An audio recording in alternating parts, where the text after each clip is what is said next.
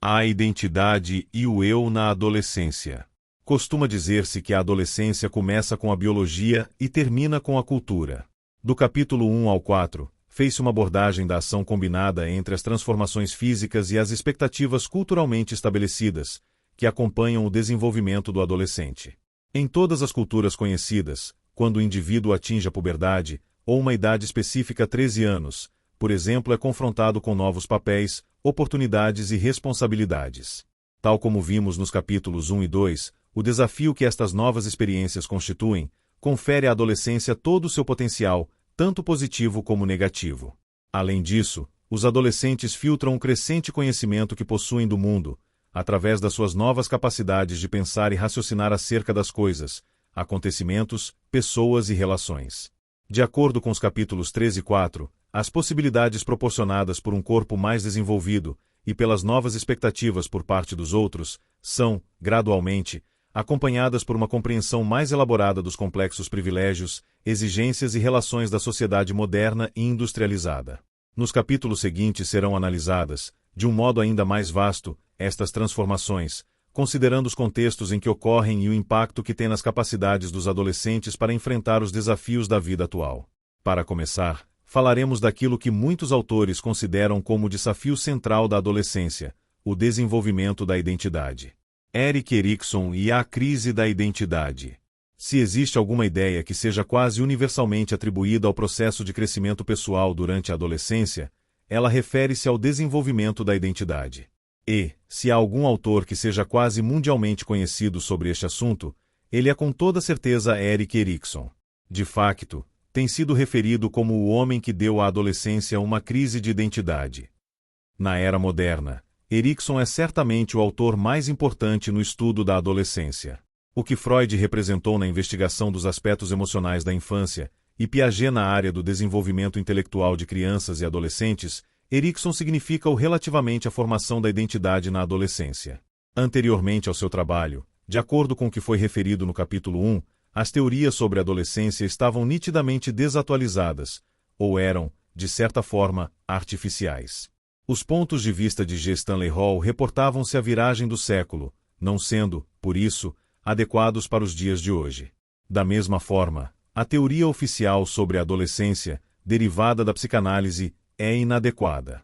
Segundo esta perspectiva, a adolescência constitui, em grande parte, uma recapitulação dos períodos anteriores de desenvolvimento. O processo de crescimento do adolescente consiste, essencialmente, em atravessar pela segunda vez os estádios infantis definidos por Freud oral, anal e fálico.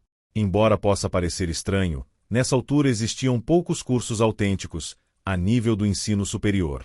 Não havia qualquer disciplina que abordasse os aspectos teóricos e práticos relacionados com a adolescência.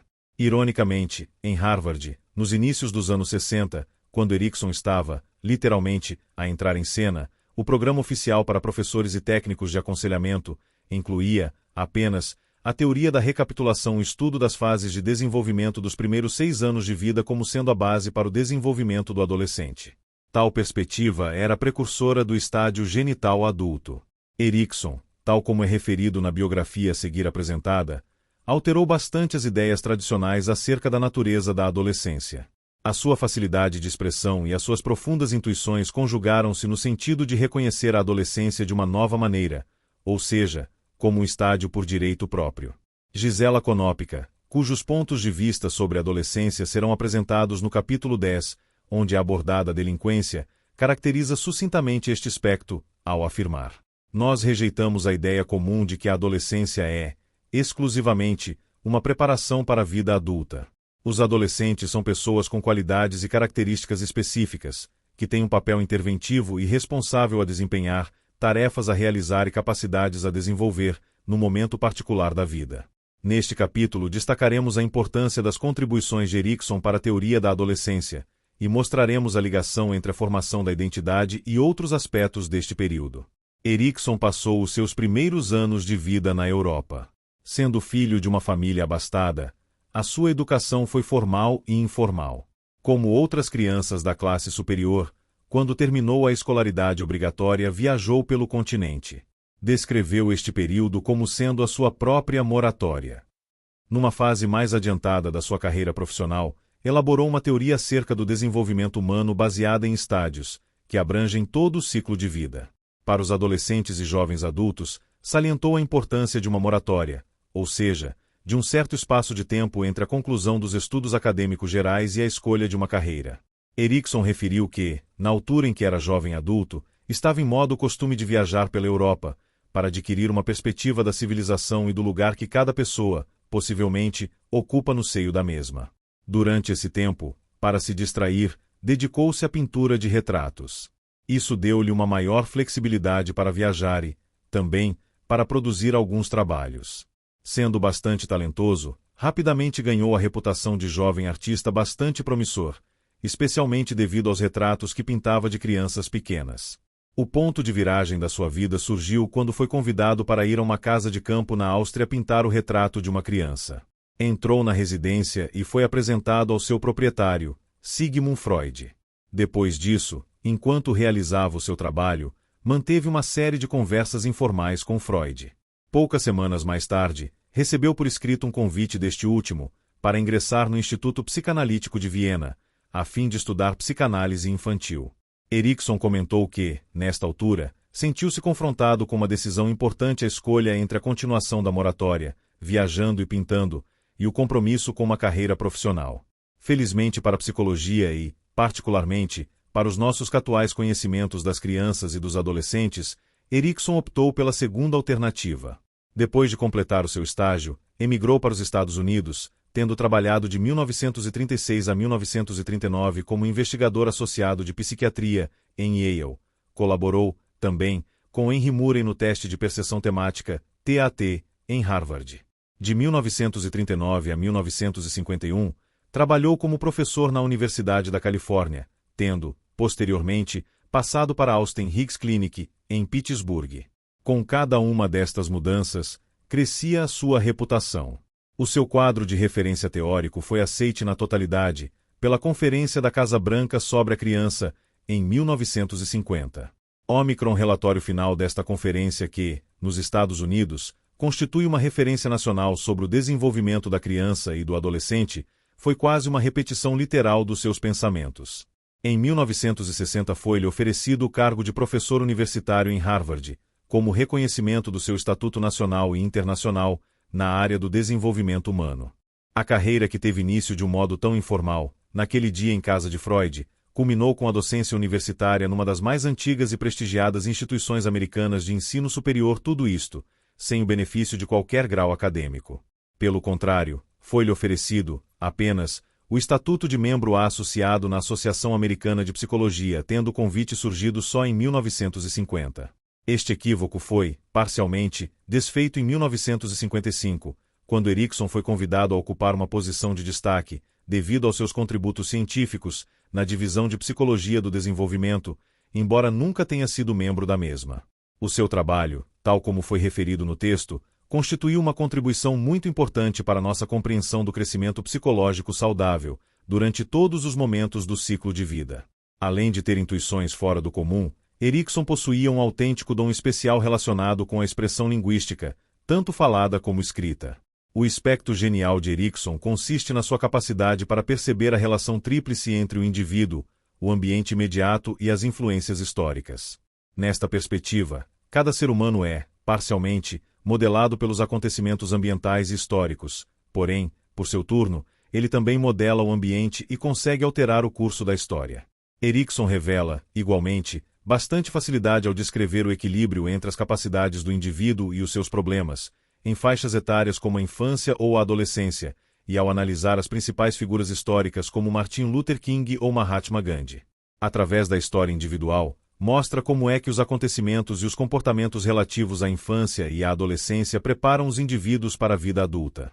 O ensaísta americano Ralph Waldo Emerson disse que não se pode falar em história, mas, apenas, em biografia. O trabalho de Erikson confirma este ponto de vista. Uma crítica possível a todo o seu quadro de referência tem a ver com a diferenciação que estabelece entre os sexos. Como seria de esperar, estava condicionado e modelado pelas principais influências históricas e psicológicas do seu tempo, seguindo a tradição de uma ciência psicológica orientada, predominantemente, por indivíduos do sexo masculino. Este aspecto remete para a questão dos limites impostos pelas circunstâncias históricas, que influenciam todos os seres humanos. Erikson foi capaz de quebrar muitas das tradições limitativas do seu tempo, particularmente no que se refere à modificação do conceito de desenvolvimento, de um ponto de vista exclusivamente patológico, para uma perspectiva que enfatiza os aspectos positivos e funcionais do crescimento. Porém, isso não aconteceu no que diz respeito aos estereótipos culturais relacionados com o desenvolvimento feminino. Em suma, Erikson personificou a sua própria teoria do desenvolvimento, na tentativa que fez de alcançar um sentido de integridade pessoal e profissional, uma aceitação da sua própria responsabilidade por aquilo que a vida é e já foi no passado, e pelo lugar que ela ocupa no curso da história. Estes fatores traduzem as suas limitações, assim como todos os êxitos que obteve. Revisão e superação de Freud. O primeiro ponto importante em que Erikson se afastou de Freud refere-se à elaboração de um plano de desenvolvimento emocional que não se baseava, exclusivamente, em aspectos patológicos.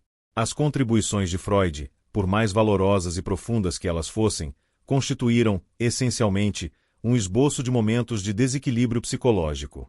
No que diz respeito à definição de vida adulta saudável, Freud fala, apenas, da capacidade para amar e trabalhar, uma caracterização profunda na sua simplicidade, mas bastante inadequada como quadro de referência para compreender o processo de crescimento. Erikson pensava que cada passo importante do desenvolvimento psicológico poderia ser caracterizado por dimensões bipolares específicas. A forma como o indivíduo conseguia resolver, com êxito, estas crises bipolares em cada estádio, determinaria o processo de crescimento saudável, ou o contrário.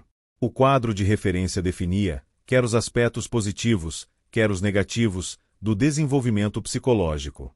A normalidade não era definida como ausência de patologia, nem como uma ideia geral e fluida que se traduzia por amar e trabalhar. Convém destacar que Erikson não só estudou as perspectivas sobre a adolescência, mas também o fez relativamente à infância. Um aspecto fundamental da teoria ericksoniana relaciona-se com o conceito de epigênese. Este termo traduz o facto de o crescimento psicológico ocorrer através de estádios e fases, de acordo com um plano de fundo. O desenvolvimento não ocorre ao acaso, mas, em vez disso, processa-se seguindo as orientações gerais desse plano. Além disso, ele não é automático, mas depende, pelo contrário, da interação entre a pessoa e o ambiente.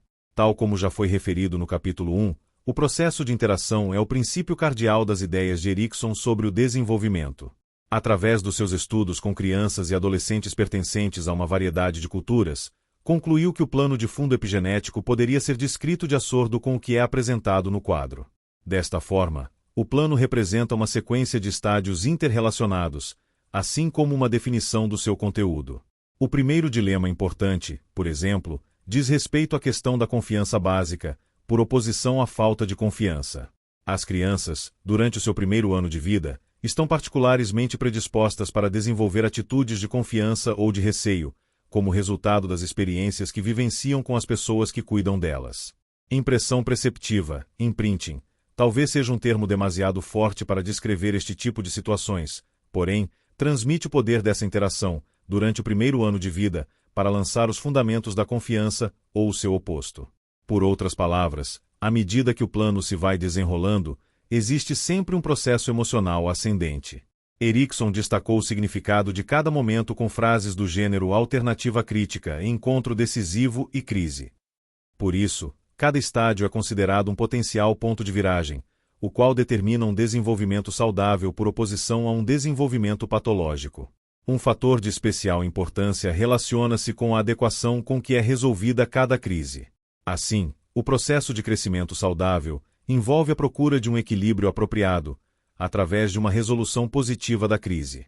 Esta resolução permite que o plano de fundo continue a desenvolver-se, em direção ao estádio seguinte. De acordo com a descrição de Erikson, cada etapa sucessiva representa, por isso, uma potencial crise, devido à mudança radical de perspectiva. No início da vida, tem lugar a mudança mais radical de todas, a passagem da vida intrauterina para extrauterina. Porém, na existência pós-natal, estes ajustamentos radicais, tais como estar deitado, estar firmemente sentado, ou correr muito depressa, devem ser também realizados no seu devido tempo. Concomitantemente, ocorrem, também, alterações muito rápidas e, por vezes, radicais, na perspectiva interpessoal, tal como se pode inferir com base na proximidade temporal de ideias tão opostas como não perder a mãe de vista e desejar ser independente. Desta forma, diferentes capacidades fazem apelo a oportunidades distintas, para se tomarem componentes completamente desenvolvidas, pertencentes à configuração sempre nova, que é constituída pela personalidade em desenvolvimento.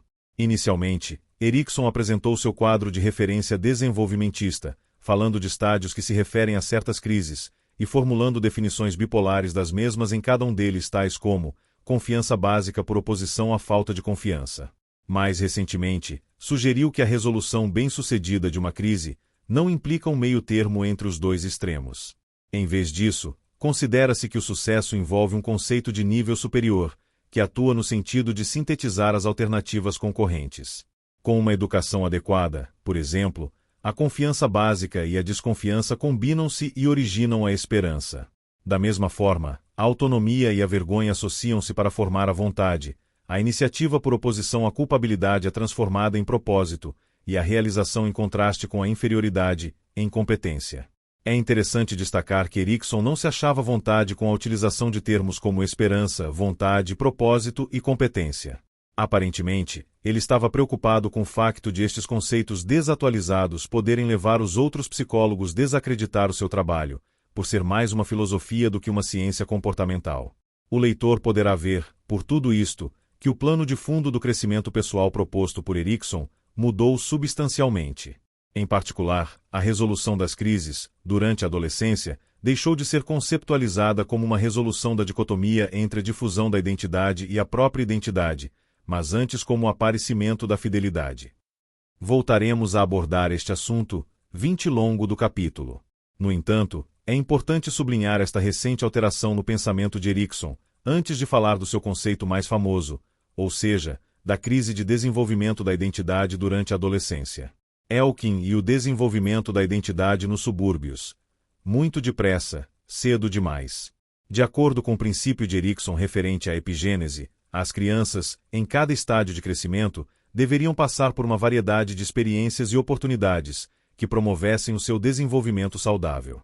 Os investigadores provaram que as crianças que crescem em ambientes desfavorecidos, nos quais são alvo de discriminações e preconceitos, acabam por se verem a si próprias, frequentemente, como seres rejeitados e sem valor. Mas, o que se passará com o reverso da medalha, ou seja, com as crianças provenientes de famílias educadas, economicamente bem-sucedidas e socialmente favorecidas? Será que os subúrbios constituem, para os adolescentes, algo equivalente ao Jardim do Éden? David Elkin estudou alguns jovens e suas respectivas famílias, dos meios suburbanos, tendo confirmado o ponto de vista de Erikson, segundo o qual os subúrbios não são, necessariamente, o lugar ideal para o desenvolvimento do adolescente. Em 2 livros, A Criança Apressada e, na sua sequência, Todos Crescidos, mas sem lugar para onde ir, Elkin referiu que a cultura caracterizada pela mobilidade ascendente e orientada para o sucesso, que é própria dos subúrbios, pode ser a causa das dificuldades sentidas pelos adolescentes desses meios.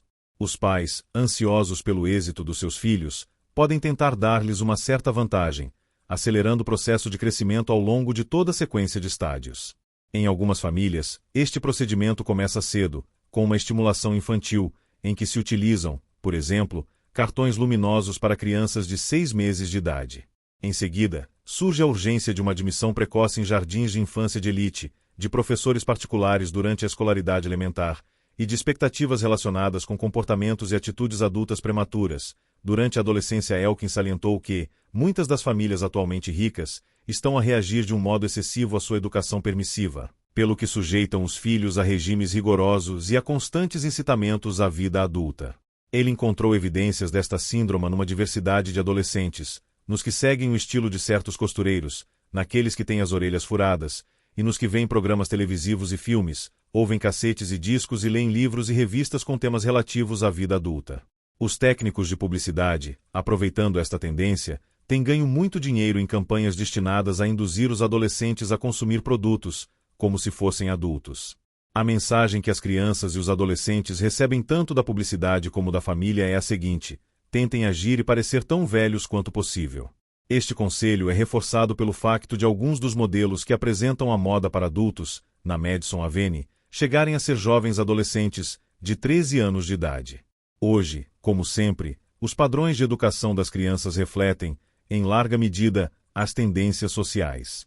Estamos a viver um período de rápidas transformações tecnológicas, complementadas com grandes vias rodoviárias, carros desportivos que atingem altas velocidades e desenvolvimentos industriais e habitacionais que parecem surgir de um dia para o outro. Muitos adultos mudam de emprego, de residência e até mesmo de parceiro conjugal, a um ritmo que seria, praticamente, impensável há 20 ou 30 anos atrás. Metade das crianças da geração atual viveu, em alguns momentos da sua vida, com apenas um dos progenitores. Nesta atmosfera tão agitada e em rápida transformação, os próprios pais sofrem pressões consideráveis na sua rotina diária. Porém, em vez de abrandarem o ritmo, muitos deles aceleram-no ainda mais, produzindo uma tensão muito maior, quer para si próprios, quer para os seus filhos. Infelizmente, por vezes, muitas das necessidades dos pais são transferidas para as crianças. Um filho elegantemente vestido, com bom rendimento acadêmico, torna-se num símbolo do estatuto social dos pais, tal como a casa feita de encomenda, ou o facto de pertencerem a um luxuoso clube nacional. Um exemplo quase tragicômico disto pode ser observado todos os anos durante o mês de abril, e relaciona-se com as chamadas apostas sobre a admissão de estudantes pelas universidades. As linhas telefônicas estão constantemente ocupadas pelos pais que, cautelosamente, se interrogam uns aos outros, para tentar descobrir quais os que foram aceites ou rejeitados pelas instituições. Quando alguns destes pais afirmam, bem, nós conseguimos ficar na lista de espera da Universidade X, o termo nós, mostra bem quem se sente bastante realizado com esse facto. Elkin recomenda, fortemente, que estes pais ambiciosos e muito instáveis reflitam sobre os pontos de vista de Erikson, e resistam à tentação de apressar a adolescência dos seus filhos. A crise da identidade na adolescência. Pelo facto de a adolescência representar uma tão importante descontinuidade. No processo de crescimento, Erikson considerou um dos seus pontos críticos, ou seja, a resolução da crise da identidade pessoal, como a principal tarefa deste estágio. O conceito que possuímos do eu, forma como nos vemos a nós mesmos e o modo como somos vistos pelos outros constitui a base da nossa personalidade adulta. Se esse alicerce for firme e forte, dele resultará uma sólida identidade pessoal. Se isso não acontecer, a consequência será aquilo a que Erikson chama identidade difusa. A difusão da identidade refere-se a algo semelhante a uma amnésia constante ou a uma peregrinação perpétua sobre a superfície da Terra, em busca do eu. Sem qualquer sentido de passado ou de futuro, as personalidades difusas são habitantes estranhos na sua própria terra, sem raízes nem história. A sensação de alienação pessoal impede o estabelecimento de um núcleo estável da personalidade. O mundo ocidental tem tornado extremamente difícil, para os adolescentes, o atravessar deste período com um forte sentido de identidade pessoal. As sociedades industrializadas têm exacerbado o estatuto marginal dos mesmos, aumentando em demasia o seu período de dependência. A justificação para esta longa etapa tem sido dada com base na quantidade de educação especializada e de prática necessárias à sobrevivência num mundo tão complexo como o nosso. Contudo, é fácil esquecer os efeitos pessoais negativos que derivam do facto de se manter um jovem de 21 anos de idade, ou mesmo de 18 anos, numa posição de dependência. Para agravar ainda mais esta questão, os adultos parecem ser incapazes de decidir quando é que um adolescente se torna adulto. Nos Estados Unidos, a idade legal para assumir as responsabilidades, respeitantes à vida adulta, é bastante inconsistente. A idade legal para o casamento difere, não apenas de acordo com o sexo. É permitido que as raparigas casem sem consentimento dos pais mais cedo do que os rapazes, mas também de acordo com o estado em que residem. Em alguns deles, o casamento é legalmente permitido a partir dos 14 anos. Existem, ainda, algumas discrepâncias idênticas, no que diz respeito à idade legal para trabalhar, ter carta de condução, participar em negócios, votar nas eleições. Em grande parte da história dos Estados Unidos, os adolescentes já tinham idade suficiente para morrer na guerra, pela pátria, antes de poderem votar, beber bebidas alcoólicas e prestar serviço militar. Estes escassos exemplos são úteis para evidenciar o problema da formação da identidade. Erikson refere que o adolescente é apanhado entre dois sistemas principais, que estão em constante mudança. Ele tem de lidar com as suas transformações internas, cognitivas e glandulares, ao mesmo tempo que se debate com uma série de regras externas, que são incoerentes e estão em permanente mudança. O adolescente vivencia todas estas alterações e, simultaneamente, distancia-se do estádio anterior, a idade do conhecimento perfeito. Dar pontapés a latas, andar de bicicleta. Os adolescentes preferem andar a pé, a admitir que não têm idade suficiente para conduzir um carro. O escutismo, os desenhos animados da TV, o comportamento de Maria Rapaz e, mais importante que tudo, a ideia de que os adultos são quase perfeitos por serem mais velhos e maiores. São características do desenvolvimento pessoal durante as idades mais jovens, que têm de ser postas de parte na adolescência. Devido a estas transformações massivas, entrar na adolescência é quase a mesma coisa que entrar num país estrangeiro, sem conhecer a língua, os hábitos ou a cultura, isto é, talvez seja ainda pior, porque o adolescente não possui um roteiro que o oriente. Durante a adolescência, é verdadeiramente um choque constatar que os adultos nem sempre têm razão e que, de facto, muitas vezes trabalham arduamente para colmatar os seus erros. A descoberta do relativismo, especialmente em relação ao comportamento moral dos adultos, torna ainda maiores as dificuldades de desenvolvimento pessoal. Neste contexto, o relativismo refere-se à tomada de consciência de que as pessoas seguem, frequentemente, códigos comportamentais que são bastante diferentes das normas oficiais e dos valores que a sociedade estabelece, como se o que é certo e errado estivesse relacionado com as circunstâncias momentâneas. Por um lado, os adolescentes tomam conhecimento de que existem agentes da polícia que são subordinados, docentes universitários que são acusados de plágio, professores que copiam os planos das aulas de outros, empresas que estabelecem preços fixos de produtos, autoridades oficiais que solicitam luvas, atletas profissionais que atuam sob o efeito de drogas, etc. Por outro lado, estes mesmos adultos falam-lhes de assuntos como a responsabilidade, a importância de obedecer às regras e, acima de tudo, a necessidade de respeitar os mais velhos. A consequente reação dos adolescentes a tudo isto é bem conhecida. Uma vez que não podem confiar em alguns adultos, não acreditam em ninguém que tenha mais de 30 anos de idade. Porque algumas pessoas ligadas aos negócios são excessivamente materialistas, todas elas são consideradas grosseiras e exploradoras. Já que alguns adultos são infiéis ao seu cônjuge, todos os casamentos são considerados uma hipocrisia institucionalizada. A lista é interminável e constitui um exemplo vivo de quão difícil é compreender os complexos problemas da vida diária e do desenvolvimento pessoal na sociedade moderna, quando os costumes e valores morais estão em permanente mudança. A formação da identidade. Erikson defende a ideia de que a adolescência consiste no processo de formação da identidade. O seu desenrolar exato depende de uma interação. O plano de fundo representa os polos opostos da formação, por oposição à difusão, e indica os resultados possíveis da questão genérica: quem sou eu?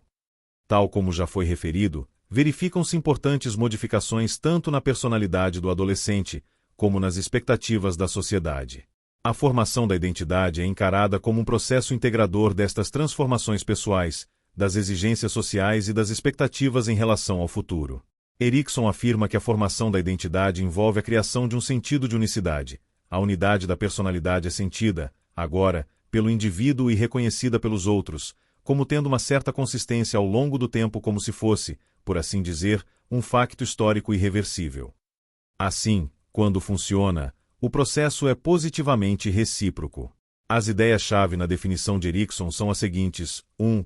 O sentido de identidade e unidade que a pessoa verdadeiramente sente, e o reconhecimento dessa unidade pelos adultos. É verdade que pode existir uma tensão considerável entre aquilo que o indivíduo sente ser a sua personalidade e o que a comunidade adulta está disposta a aceitar. Erikson comparou este processo ao sacramento da confirmação, que marca a passagem da infância para a adolescência. Este autor defende que, depois de um indivíduo ter alcançado a identidade, ele não só evita a difusão, como também chega à resolução da fidelidade. Erikson considera a fidelidade como uma capacidade de nível superior, para confiar nas outras pessoas, em si próprio e, mais importante, para se devotar a uma causa. Isto não significa uma obediência cega a qualquer causa ou ideologia, mas refere-se a um compromisso com os valores humanos universais, o sentido moral de cuidar dos outros, de os respeitar e de os apreciar. Com o desenvolvimento destas qualidades, o egocentrismo e as preocupações do adolescente consigo próprio, que tanto caracterizam, dão lugar a uma terceira perspectiva, ainda mais vasta. Sem a resolução da fidelidade, Erikson refere que o início da vida adulta será marcado, tanto pela timidez, uma falta de confiança em si próprio e uma incapacidade para manifestar interesse pelos outros, como pela submissão a uma ideologia claramente antidemocrática e oposta aos princípios éticos universais. Exemplos disto incluem o criptonazismo, o fascismo, as ideologias totalitárias marxistas, e nos Estados Unidos, os Hells Angels, o Ku Klux Klan, e o abominável grupo terrorista Charles Manson. Erickson salienta que uma adequada resolução da fidelidade é um fator necessário e suficiente para dar um desfecho à adolescência e preparar o indivíduo para as tarefas psicossociais da vida adulta. Na seção seguinte, abordar-se-ão algumas das questões que envolvem a formação da identidade em alunos do terceiro ciclo do ensino básico, do ensino secundário e em estudantes universitários. Diferenças psicossociais no terceiro ciclo do ensino básico. De acordo com os estágios propostos por Erickson, I.B. Shishou tentou encontrar, recentemente, possíveis diferenças entre os alunos do terceiro ciclo do ensino básico 7. Utilizando um teste de personalidade, construído para avaliar como é que cada indivíduo resolveu o problema dos primeiros 6 estádios de desenvolvimento psicossocial, Shishou comparou 2 grupos de alunos. Com base em observações realizadas pelos professores ou pelos técnicos de aconselhamento e em avaliações feitas por um perito em psicologia do desenvolvimento, a partir de observações participativas, foram divididos em 2 grupos, os socialmente isolados e os líderes sociais.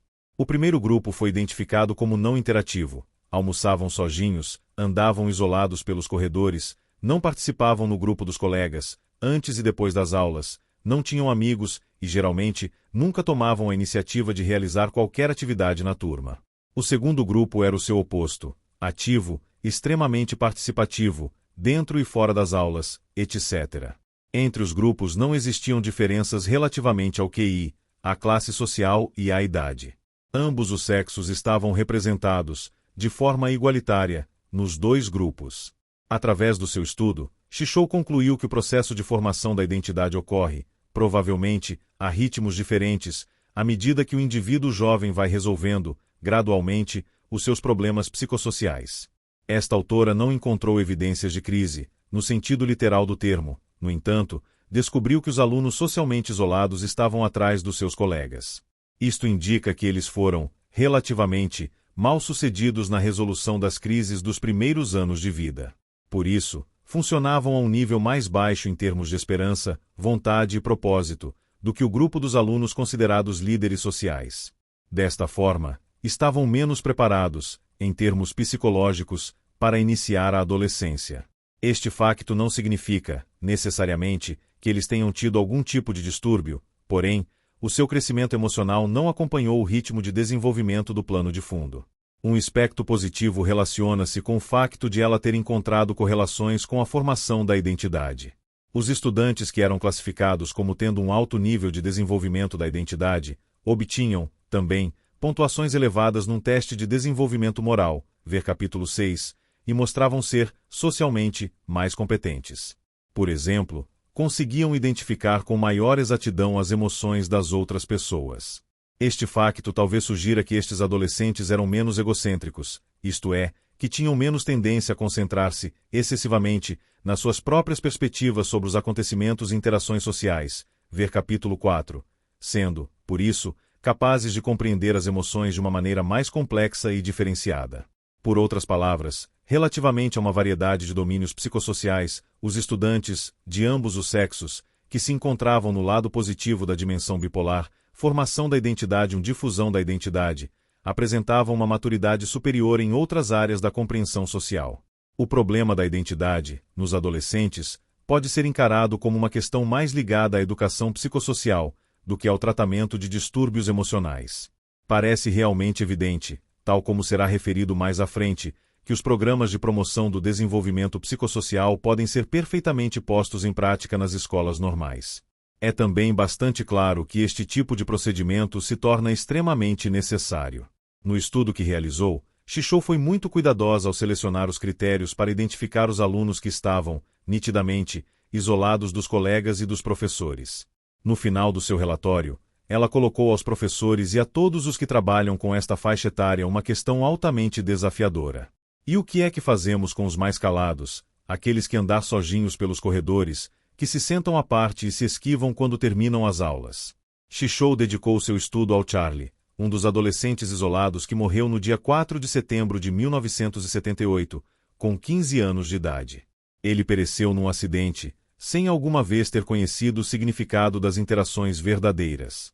A sua investigação foi conduzida com adolescentes que se situavam em extremos opostos do espectro psicossocial. Porém, o que acontecerá com a média dos alunos das escolas secundárias? Quais são as normas ou expectativas em relação à grande maioria de jovens adolescentes? Em 1985, Sally Archer e Alan Waterman publicaram os resultados de um estudo, os quais trouxeram alguma luz sobre estas questões e proporcionaram valiosas intuições aos professores, conselheiros e a todos os que trabalham com jovens. Na revisão que efetuaram de investigações conduzidas com alunos de ambos os sexos, do sexto e oitavo anos, Archer e Waterman chegaram à conclusão de que os estudantes estavam igualmente distribuídos pelas duas subcategorias de Erikson, a insolvência identitária, a identity foreclosure, e a difusão da identidade. Isto significa que, aproximadamente, 50% dos alunos do terceiro ciclo do ensino básico ainda não tinham vivenciado qualquer tipo de perturbação e que, por isso, a sua identidade permanecia insolvível. A insolvência é um conceito utilizado para descrever uma pessoa que ainda não pensou na questão da sua própria identidade pessoal. De acordo com os autores referidos, este tipo de estudantes pode agarrar-se fortemente à primeira oportunidade válida, que lhes é aconselhada pelas pessoas mais significativas na sua vida. Os papéis da vida adulta seriam, assim, designados, os modelos a seguir, identificados, e os objetivos de vida clarificados a um nível simplista e, muitas vezes, irrealista. A afirmação, quando eu for grande, vou casar-me para que alguém cuide de mim, durante o resto da minha vida, é um exemplo frequente desta insolvência prematura identidades do adolescente. A outra metade dos adolescentes tinha iniciado o processo de formação da identidade, no nível inicial da difusão. Começavam, agora, a questionar-se sobre quem eram na realidade e sobre o que representavam. Para eles, dava-se a abertura de um novo programa pessoal. Apenas uma reduzida percentagem de estudantes do terceiro ciclo do ensino básico, as estimativas variam entre 2% e 10%, tinha começado a moldar a sua própria individualidade. Eles constituíam os casos excepcionais. Archer e Waterman advertiram os educadores e outras pessoas que trabalham com adolescentes, para não pensarem que, pelo facto de alguns dos alunos que se situam entre os 11 e os 15 anos de idade estarem ativamente envolvidos na formação da sua identidade, todos os outros desta faixa etária devam dedicar a sua máxima atenção a esta questão. Os investigadores realçam que os profissionais nunca deveriam tentar apressar desenvolvimento, tendo em vista atingir um desejável estado final. É muito recomendável que sejam respeitados os ritmos internos de desenvolvimento individual. Em termos normativos, a maior parte dos estudantes ainda não é capaz de realizar o trabalho psicológico, que é exigido por uma estruturação pormenorizada da identidade. O estágio mais apropriado é o da difuso da identidade. Pressionar os estudantes a tomar decisões individuais, por exemplo, não é vantajoso nem para eles, nem para a sociedade em geral. Os esforços verdadeiros que conduzem à formação da identidade, tal como veremos, têm início na escola secundária e continuam a desenrolar-se, com bastante intensidade, durante os anos universitários.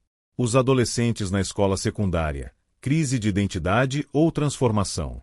O cenário que Erikson nos transmite das dificuldades características da adolescência é dramático. Ele parece considerar os adolescentes como se estivessem completamente dominados pelas exigências e ambiguidades da vida adulta. Erikson fala mesmo de um momento de decisão, no qual cada um deles enfrenta e resolve os problemas da identidade ou fracassa ao fazê-lo. Tal como Hall e Freud, cujas ideias foram apresentadas no capítulo 1, Erikson considera a adolescência como um período de tumulto e tensão, devido a forças poderosas e difíceis de dominar na vida dos indivíduos. O núcleo da tempestade não são, apenas, as transformações hormonais ou sexuais, ou físicas. Trata-se ainda da tarefa de conjugar todas estas alterações com as expectativas incertas e esperanças sobre o futuro, de modo a formar um autoconceito coerente e uma identidade.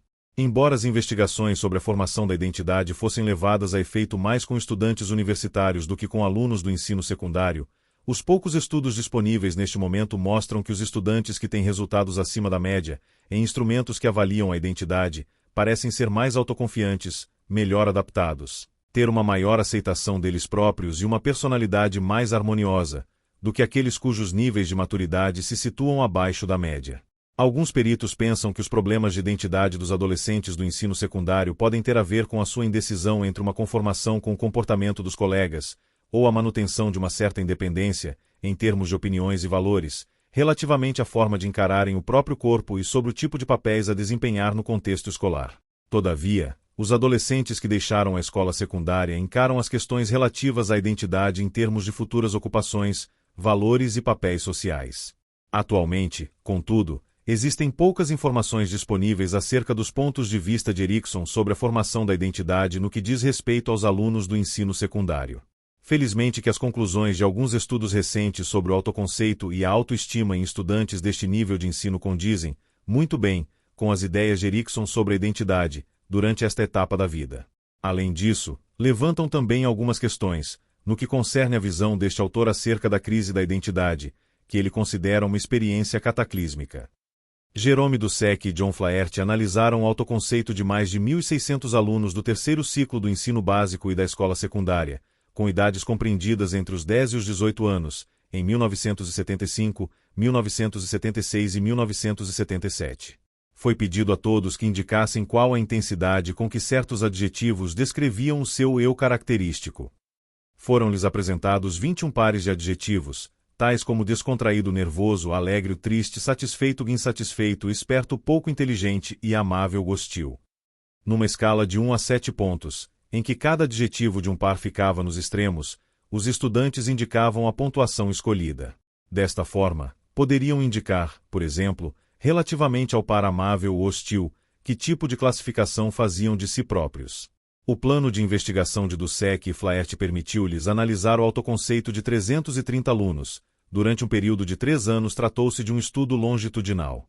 Em cada ano, no entanto, eles testaram, também, grupos de alunos de cada faixa etária, que ainda não tinham sido estudados antes, e compararam-nos com o grupo do estudo longitudinal. Esta técnica serviu para verificar se o facto de questionarem repetidas vezes o adolescente sobre o seu autoconceito teve influência nas suas respostas típicas. Além disso, foi-lhes possível efetuar, em cada ano, uma comparação entre estudantes de diferentes faixas etárias, o que constituiu um estudo transversal. Dussek e Flaherty concluíram que podiam ser identificados 4 fatores principais, relativos ao autoconceito dos adolescentes. O primeiro fator refere-se ao sentido de adaptação. Até que ponto eles se sentem descontraídos, seguros, vigorosos, firmes, saudáveis, alegres e satisfeitos. O segundo fator relaciona-se com o sentido de realização e com a capacidade de liderança. Este aspecto inclui as autoclassificações por eles efetuadas, nas escalas com os pares de adjetivos: esperto, pouco inteligente, bem-sucedido, fracassado, superior, inferior, arguto, bronco, valioso, desprezível e confiante, seguro. A terceira dimensão é a compatibilidade ou sociabilidade. Este fator refere-se à consciência do eu, que o indivíduo tem nas interações com os outros, de que modo se considera gentil, simpático, amável e generoso. O último fator é a percepção da relativa feminilidade e masculinidade, ou seja, como é que cada adolescente se classifica a si próprio, em adjetivos como grosseiro, insensível, forte, etc. Estes grupos de termos descritivos faziam parte do autoconceito dos pré-adolescentes de 10 anos, assim como dos adolescentes de 18 anos de idade. As componentes do autoconceito, ou identidade, parecem ser, pois, surpreendentemente contínuas ao longo dos anos da adolescência. Não é verdade que algumas desapareçam e outras as subestimam, se bem que a perspectiva da adolescência como um período de turbulência e agitação predicesse massa disrupção e descontinuidade, nos fatores que contribuem para a percepção do eu. Embora os adolescentes tenham tendência a incluir as mesmas dimensões nas descrições que fazem do seu autoconceito de ano para ano, nem sempre se classificam do mesmo modo em cada um desses aspectos. Dussek e Flaherty descobriram que os adolescentes atribuem, aproximadamente, as mesmas classificações, em termos de realização, liderança, adaptação, sociabilidade e masculinidade, feminilidade, em sucessivas autoavaliações. Porém, a variação encontrada na forma como se avaliavam a si mesmos era suficiente para dar apoio ao ponto de vista de Erikson, segundo o qual o autoconceito dos adolescentes sofre, na realidade, algumas alterações.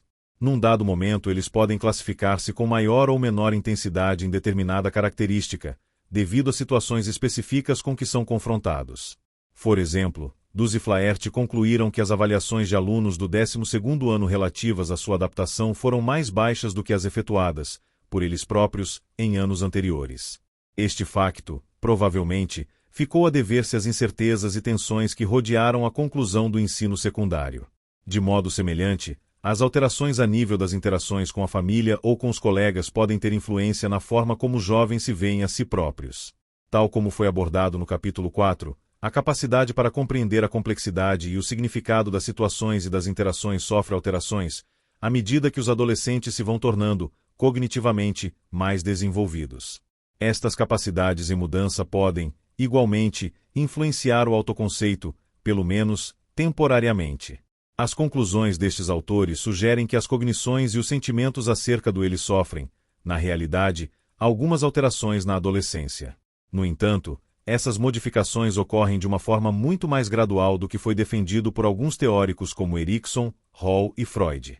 Em vez de significar um momento de decisão, para a maior parte dos adolescentes, a formação da identidade constitui, provavelmente, um encontro bem-sucedido com uma longa série de pequenos desafios, que têm de certa forma uma importância secundária. Na realidade, alguns adolescentes sentem grandes dificuldades quando são confrontados com as questões da identidade. Em muitos destes casos, o problema talvez resida no facto de eles terem de enfrentar, simultaneamente, vários desafios à sua identidade, ou no facto de tensões pessoais e situacionais tornarem mais difícil do que é normal enfrentar esses desafios.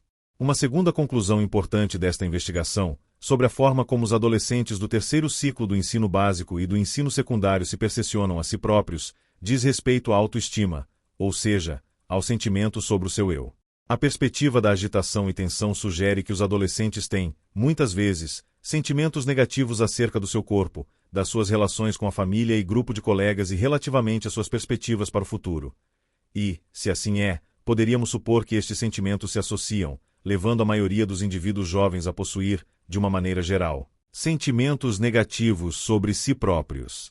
Todavia, resultados de investigações levadas a efeito com estudantes, de idades compreendidas entre os 13 e os 23 anos, proporcionam-nos um cenário diferente.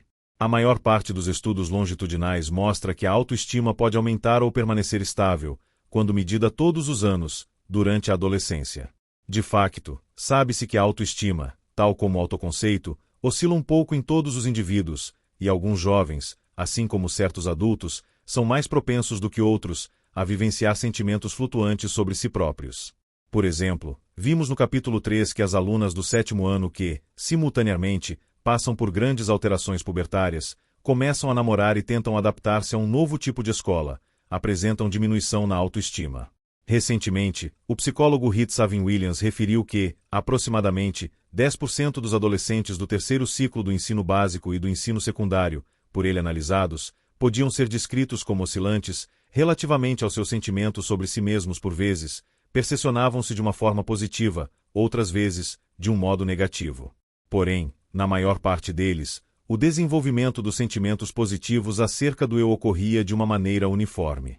À semelhança do que aconteceu com as conclusões de Dussek e Flaherty acerca do autoconceito durante a adolescência, as investigações sobre a autoestima têm levantado sérias dúvidas sobre o facto da formação da identidade implicar que todos os indivíduos jovens passem por uma crise muito acentuada, de acordo com o que parece ser sugerido pelos trabalhos de Erikson. Tal como se verá nas posteriores abordagens sobre as relações em constante mudança do adolescente, o seu desenvolvimento, incluindo a formação fulcral da identidade, tem sido, progressivamente, encarado como um conjunto de importantes transições, nas quais ele desempenha um papel ativo e em que dá um importante contributo. Embora os estudos recentes sobre o autoconceito e a autoestima proporcionem uma visão mais clara do ritmo e da intensidade do processo de formação da identidade, é ainda necessário saber mais sobre as modificações fundamentais que ele envolve. Por exemplo, como é que certas experiências particulares na vida dos adolescentes influenciam a formação da sua identidade? E como é que o aparecimento de um sentido de identidade contribui para o desenvolvimento de certas capacidades, que lhes permitem participar, eficazmente, nas suas próprias atividades e nas relações que estabelecem? James Marcia. As fases de formação da identidade em estudantes universitários. James Marcia elaborou o mais completo esboço feito até este momento sobre os desfasamentos sistemáticos, decalagem horizontal, que ocorrem durante a formação da identidade. Utilizando entrevistas abertas com estudantes universitários, uma técnica de investigação bastante familiar e muito utilizada pela maior parte dos autores cognitivo-desenvolvimentistas, criou um quadro de referência ou uma taxonomia das fases de desenvolvimento psicossocial. Nas entrevistas, Marcia colocava questões que abordavam 3 áreas comuns na vida dos estudantes universitários: A. Profissão, B. Ideologia religiosa e 3. A opinião geral sobre o que lhes permitia falar, à vontade, dos seus próprios sentimentos. Por exemplo, ele perguntava-lhes: de que forma compararias as tuas ideias políticas com as da tua família? Ideologia política.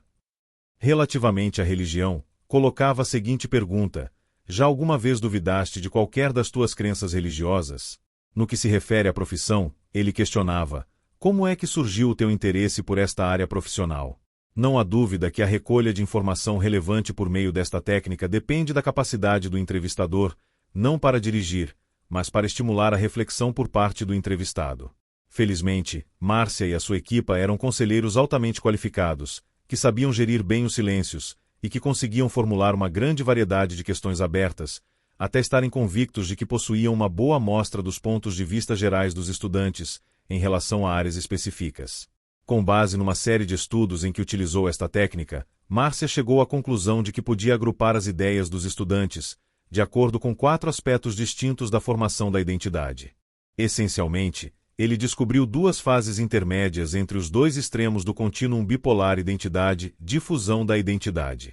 Estas fases foram classificadas e descritas tal como a seguir apresentamos. A difusão da identidade. Um estado de descomprometimento com a vida é o tom predominante desta fase. Existem poucos, ou nenhuns, comprometimentos com alguém ou com um conjunto de crenças ou princípios. A ênfase mais importante é dada à relatividade das coisas e à vivência de cada momento. Nenhuma das áreas de gratificação pessoal é posta de parte, todas as coisas são possíveis. O indivíduo parece não possuir um núcleo interno, ele tenta desempenhar certos papéis sociais, mas abandona-os rapidamente. Parece não existir um eu, a vida mostra-se sem direção e errante. A insolvência identitária. O aspecto principal desta fase refere-se ao evitar fazer escolhas autônomas. O indivíduo é mais orientado pelos outros do que por si próprio. Existe muito pouco questionamento. Ele aceita, em larga medida, o papel que as figuras de autoridade ou os amigos mais influentes lhe impõem. Parece existir pouca dissonância cognitiva. O indivíduo concorda, quase como se tratasse de uma fatalidade, com o que os adultos afirmam do mundo profissional, da religião e da política. Ele evita fazer qualquer tipo de esforço para se afirmar, como identidade independente e autônoma. Parece tratar-se de um certo medo de assumir as responsabilidades que a liberdade pessoal acarreta, ver destaque. A insolvência identitária. O Grande Inquisidor de Dostoiévski. Fedor Dostoiévski, de 1821 a 1881, considerado por muitos autores o primeiro gigante da literatura que aplicou algumas dimensões psicológicas ao romance, apresentou uma notável descrição do problema da insolvência identitária. No texto anterior foi referido que, durante o processo de formação da identidade, os adolescentes podem passar por uma certa fase na qual o desenvolvimento é obstruído. É como se eles decidissem não passar pela crise da formação da identidade. Neste período, o adolescente põe de parte a construção de uma identidade própria e aceita aquela que lhe é proposta por um adulto, que ele considere uma figura constituída em autoridade. Verifica-se uma obediência bastante submissa. Para compreendermos como é possível chegar a uma situação destas, voltemo-nos para Dostoiévski. Numa cena memorável do romance Os Irmãos Karamazov, Dostoiévski apresentou uma descrição bastante fria do que poderia ter acontecido, se Jesus de Nazaré tivesse voltado à terra na altura da abominável Inquisição Espanhola 111. Durante esse período e em nome da religião, milhares de seres humanos foram condenados à morte por serem considerados hereges. O encarregado dessa execução massiva era o Grande Inquisidor, um cardeal de grande estatura e de 90 anos de idade, que possuía uma face seca e uns olhos fundos. Ele desafia o Cristo retornado, afirmando: por que é que tu vieste? Não disseste, muitas vezes, eu vos libertarei? Depois, o inquisidor volta-se e vangloria-se, dizendo que aquelas pessoas tinham rejeitado o peso de tal liberdade. Eles trouxeram-nos a sua liberdade e colocaram-na, humildemente, aos nossos pés. Era esta a tua liberdade? Continua a descrever como é que as pessoas trocavam, voluntariamente, a sua liberdade pelo materialismo. Estas pessoas irão procurar-nos e clamarão: dá-nos alimento, porque aquele que nos prometeu o fogo do céu não cumpriu a sua promessa. No final, elas virão colocar a sua liberdade aos nossos pés e suplicarão: faz-nos teus escravos, mas alimenta-nos. Inquisidor conclui o seu desafio, com uma questão tormentosa: ter-te-ás esquecido de que o homem prefere a paz e mesmo a morte, à liberdade de escolha, conhecendo o bem e o mal. Não existe garantia de que o homem, tendo a oportunidade de gerir a sua liberdade, o faça de forma sábia. De facto, na perspectiva do grande inquisidor, esta esperança é ilusória. Como alternativa, ele defendia a existência de 3 forças poderosas que controlavam a humanidade: o mistério, o milagre e a autoridade. Uma identidade insolvível constitui um bom exemplo dos pontos de vista do grande inquisidor. A pessoa abandona a oportunidade de se autodesenvolver, o peso da individualidade parece ser demasiado grande. No sentido de evitar, quer a difusão da identidade, de consequências fatais, quer a dificuldade de modelar uma identidade bem conseguida, o indivíduo submete-se à autoridade. As capacidades para julgar e raciocinar ficam também insolvíveis. Essencialmente, a pessoa deixa de ser uma entidade humana capaz de pensar e sentir, e reemerge como obediente autômato. A atual propagação de cultos religiosos nos Estados Unidos faz-nos pensar no poder das intuições de Dostoiévski e nos perigos de uma identidade insolvível. Dostoiévski evidenciou o poder tão bem conhecido neste século, o poder para desumanizar, ou seja, para diluir a individualidade. A cena do grande inquisidor termina quando ele, solenemente, anuncia a Cristo: amanhã, tu verás esse rebanho de obedientes que, a um sinal meu, apressar-se-ão a manter acesas as 5 quentes cinzas da fogueira em que eu te queimarei. Em 1979, cerca de 800 pessoas cometeram, obedientemente, suicídio na selva da Guiana. Tinham entregue a sua individualidade a um autoproclamado, mas louco, profeta religioso, chamado Jim Jones. Os custos da insolvência identitária podem ser, de facto, bastante elevados. A moratória da identidade. A moratória é, frequentemente, o resultado de uma decisão difícil e deliberada de dar uma trégua às preocupações habituais, tais como as da escola, da universidade ou do primeiro emprego. O objetivo consiste em fazer uma pausa, no sentido de um indivíduo poder explorar, de um modo mais completo, quer a própria ou psicológico, quer a realidade objetiva. A diferença aparente entre a moratória e a difusão pode parecer muito subtil, todavia, vistas bem as coisas, essa diferença é bastante grande. Na moratória existe uma verdadeira procura de alternativas, e não apenas uma espera prolongada, até que surja a oportunidade certa. O indivíduo sente uma grande necessidade de se testar a si próprio, numa variedade de experiências, no sentido de obter um conhecimento cada vez mais pormenorizado do seu eu. Os compromissos são, temporariamente, evita.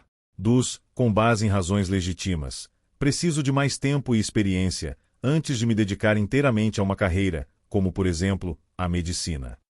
Ou, ainda não estou preparado para iniciar o doutoramento em História. Existem bastantes coisas desconhecidas que preciso de explorar primeiro. Desta forma, a moratória não é simplesmente uma fuga às responsabilidades, que possibilita ao indivíduo andar sem destino. Em vez disso, esta fase constitui um processo de procura ativa, que tem como objetivo principal prepará-lo para estabelecer compromissos. A própria vida de Erikson, como documenta sua biografia, contém uma moratória muito significativa, assim como dedicação ainda maior a uma causa. Erikson talvez afirmasse que uma derivou da outra. A realização da identidade. A última fase da formação da identidade tem como resultado uma identidade realizada.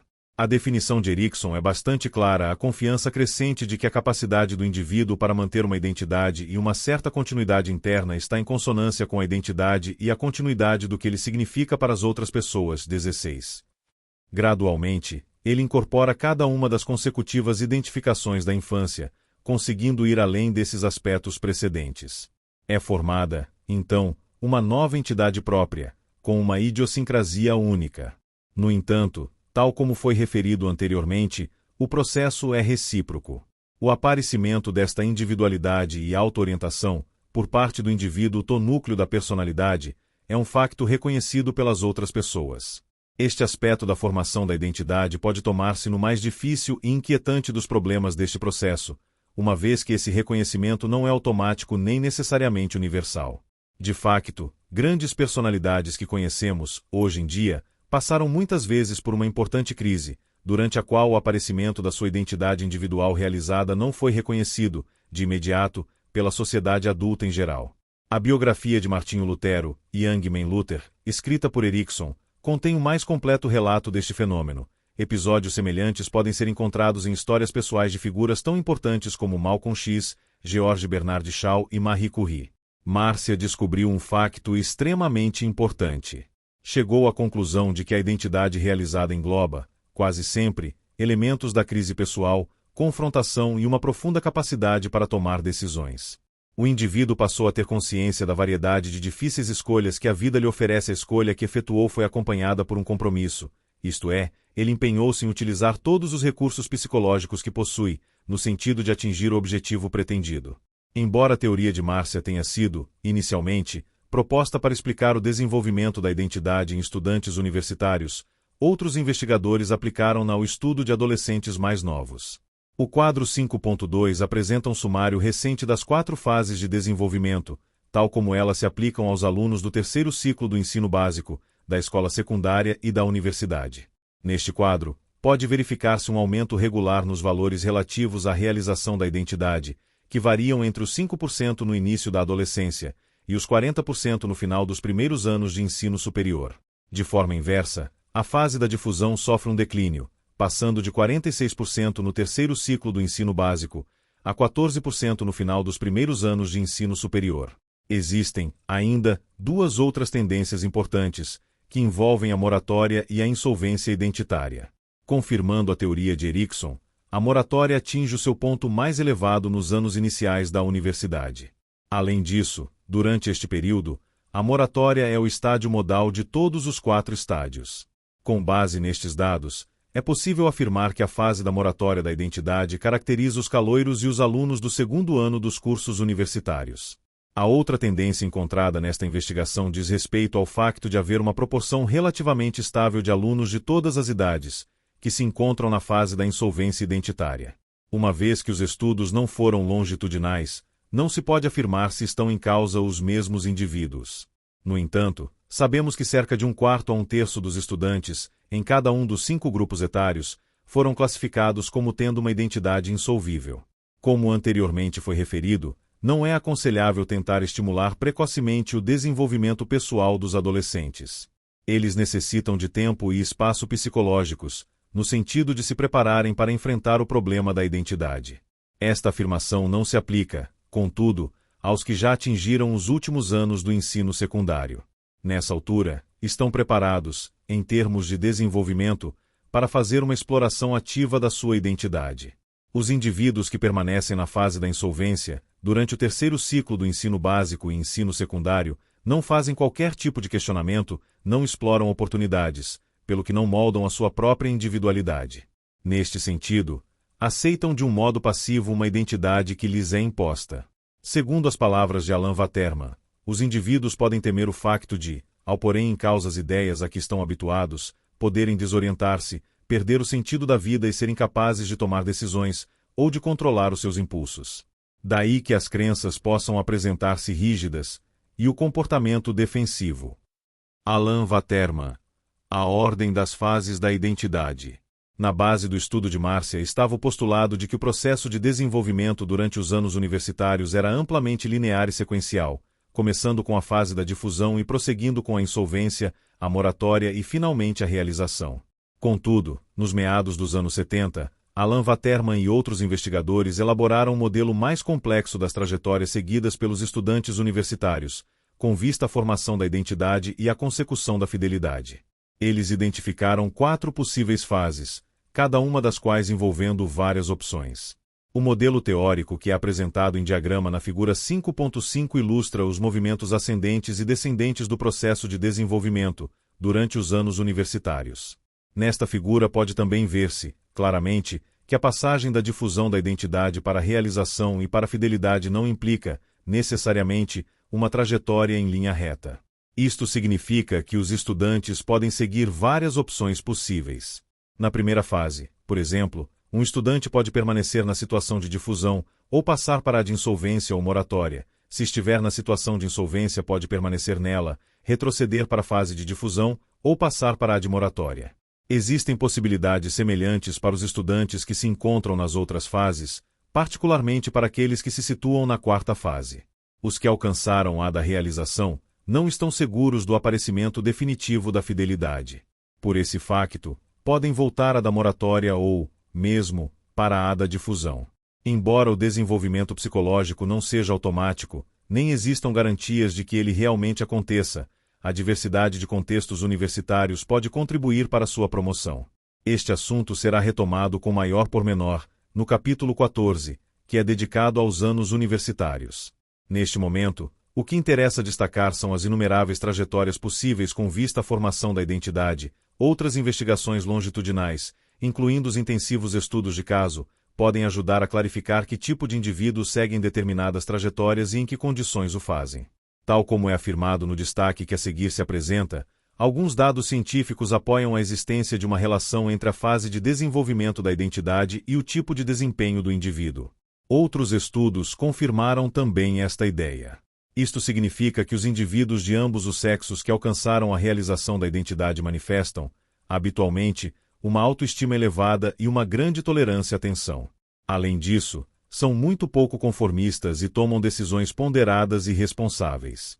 Por outro lado, os que se encontram na fase da difusão apresentam, frequentemente, características opostas, tais como uma baixa autoestima, dificuldade em tolerar os períodos de tensão e uma tendência para tomar decisões impulsivas. Trajetórias alternativas para a formação da identidade. A maior parte dos investigadores tem traçado o processo de formação da identidade, baseando-se essencialmente em estudos realizados com estudantes universitários brancos, da classe média norte-americana. Por este facto, têm surgido algumas críticas segundo as quais as ideias e teorias que existem sobre este tema não podem ser necessariamente generalizadas a todos os indivíduos jovens, independentemente do sexo, do grupo étnico ou do nível educacional. Nesta seção do livro, analisam-se algumas das investigações recentes que se debruçaram sobre as possíveis variações entre homens e mulheres, entre grupos étnicos e entre estudantes universitários e não universitários, ligadas à natureza e ao decurso do processo de formação da identidade. As diferenças encontradas por Erikson em estudantes universitários. A dificuldade em se manter firme. Erikson insiste no facto de a formação da identidade ter uma importância decisiva durante os anos intermédios e no final da adolescência. Ele considera a difusão como o principal obstáculo. Muitas vezes, como exemplo, faz referência a Biff, a personagem que desempenha o papel de filho na peça teatral de Arthur Miller, Morte de um Vendedor. Apanhado no meio de uma série de expectativas confusas e contraditórias, Biff parece estar completamente perdido e sem objetivos. Eu não consigo sentir-me seguro, mamã, eu não sou capaz de me agarrar a um único estilo de vida. Desorientado, personifica um indivíduo sem identidade. A sua autodefinição é difusa ou quase atomizada. Recentemente, foi realizado um importante estudo com estudantes universitários que se preparavam para a docência. Os programas de formação exigem tanto certas competências como uma grande dedicação pessoal, uma vez que os futuros professores têm de aprender os conteúdos acadêmicos, para ensiná-los posteriormente aos alunos do ensino secundário ou aos do ensino básico, de uma forma coerente e concisa. Estes professores em formação falam, regularmente, das enormes exigências e da tensão interna que este tipo de tarefa provoca. O ato de ensinar, particularmente nas escolas do terceiro ciclo do ensino básico e do ensino secundário, pode, muitas vezes, aproximar-se do caos que é descrito no romance de William Golding, O Deus das Moscas, se os adolescentes decidirem que está na altura de desafiar o professor novato. Deste modo, o fator tensão é uma das principais componentes do papel dos futuros professores se a teoria de Erikson for válida. É de esperar que os estudantes universitários apresentem desempenhos, neste tipo de papel tão exigente, de acordo com o estádio de formação da identidade em que se encontram. Para testar esta hipótese, Schuller, Walter e Eugene Stiver selecionaram uma grande amostra de futuros professores, com base no critério de Erikson, da identidade por oposição à difusão. Em seguida, avaliaram a sua eficácia real na sala de aula, relativamente a uma importante série de aspectos: capacidade de resposta às questões dos alunos, elaboração de perguntas abertas, empatia, uso do reforço positivo, exatidão do conteúdo curricular em suma, características daquilo a que, frequentemente, se chama um bom ensino. Os resultados obtidos foram praticamente os mesmos que poderíamos esperar, com base na teoria ericksoniana. Os professores com scores mais elevados a nível da resolução da identidade apresentavam, também, uma superioridade em termos de eficácia nas respostas aos alunos e no que se refere ao tipo de controlo da turma. Aqueles que tinham scores altos, a nível da difusão da identidade, eram os menos eficientes. Tinham dificuldade em aceitar as ideias dos alunos, formulavam questões estereotipadas e apresentavam uma gestão irregular da classe. De facto, o score de identidade de Erikson foi a variável preditiva mais importante. Este estudo incluía variáveis como a nota do Exame de Acesso à Universidade, SAT, a média das notas de todas as disciplinas e o QI. Nenhum destes indicadores cognitivos se mostrou tão poderoso como o índice relativo ao nível de desenvolvimento da identidade. Os futuros professores, particularmente os homens, que apresentavam um processo menos organizado de formação da identidade e os que tinham indicadores mais elevados de difusão da identidade, sentiam maiores dificuldades em ensinar os alunos. De acordo com Erikson, estes indivíduos aparentemente ainda estavam bastante longe de resolver os seus conflitos de identidade, pelo que não conseguiam sentir-se seguros. Diferenças entre os sexos. Depois de efetuarem numerosos estudos, em que foram utilizados métodos de avaliação extremamente variados, os investigadores chegaram à conclusão de que as diferenças sexuais não são um fator significativo no processo de formação da identidade. Numa série de estudos descritos por Alan Waterman, os investigadores concluíram que existiam diferenças sexuais, em algumas das dimensões da formação da identidade, especialmente nas atitudes em relação ao sexo antes do casamento. 201. No entanto, de uma maneira geral, os indivíduos de ambos os sexos que frequentam o ensino secundário e superior seguem padrões de formação da identidade semelhantes. Esta constatação é, de certa forma, surpreendente, uma vez que o próprio Erikson defendia um desenvolvimento da identidade completamente diferente entre os sexos. Em alguns dos seus escritos, ele classificou os homens como intrusos, intruders, e as mulheres como inclusas, enclosers, comentando a natureza específica do mundo interior das mulheres. Erikson sugeriu, pelo menos, que as diferenças anatômicas talvez exerçam alguma influência na trajetória seguida por cada indivíduo no processo de formação da identidade. Alguns cientistas ligados ao domínio social pensam que as 4 categorias do Estatuto da Identidade, descritas por Márcia, talvez contenham uma pista sobre as diferenças sexuais no processo de formação da mesma, entre homens e mulheres. Os investigadores mostraram que entre estudantes universitários, os indivíduos do sexo masculino que se encontram na fase da realização ou na da moratória parecem estar melhor adaptados e muito mais motivados do que os que se encontram na da insolvência ou na fase da difusão, ao passo que as mulheres que se encontram na fase da realização ou que têm uma identidade insolvível apresentam um nível de funcionamento mais elevado do que as restantes. Pode acontecer que, em alguns dos aspectos associados à formação da identidade, a relativa estabilidade, ou segurança, seja mais significativa em termos psicológicos para as mulheres do que para os homens. Esta questão será abordada com maior detalhe no capítulo 13, quando falarmos do desenvolvimento da carreira e das escolhas profissionais. No presente momento, a questão das diferenças entre os sexos na formação da identidade ainda não obteve uma resposta adequada. Diferenças entre grupos étnicos e culturais. Embora existam muitas investigações sobre a adolescência e a identidade, foram poucos os estudos que analisaram o desenvolvimento da identidade levando em conta o grupo étnico a que o adolescente pertence. No princípio dos anos 70, Stuart Hauser levou a efeito um estudo longitudinal, com uma pequena amostra constituída por alunos brancos e negros do sexo masculino, que frequentavam o ensino secundário e que pertenciam a meios socioeconômicos desfavorecidos. Concluiu que os estudantes brancos apresentavam uma tendência positiva baixa, mas progressiva, no sentido do desenvolvimento da identidade. Em contraste, os alunos negros manifestavam sentimentos cada vez mais negativos acerca de si próprios. Hauser propõe a hipótese de estes resultados se ficarem a dever, possivelmente, à crescente discriminação que é vivenciada por estes estudantes. Durante os anos de formação acadêmica, Erikson defendia que a formação da identidade é um processo que assenta na interação entre o sentido de unidade que o adolescente possui, enquanto ser em desenvolvimento, e o reconhecimento e confirmação desse caráter único, pela sociedade adulta. Se a hipótese de Hauser estiver correta, pode-se, então, afirmar que o processo de formação da identidade é, na realidade, muito mais difícil para os jovens negros.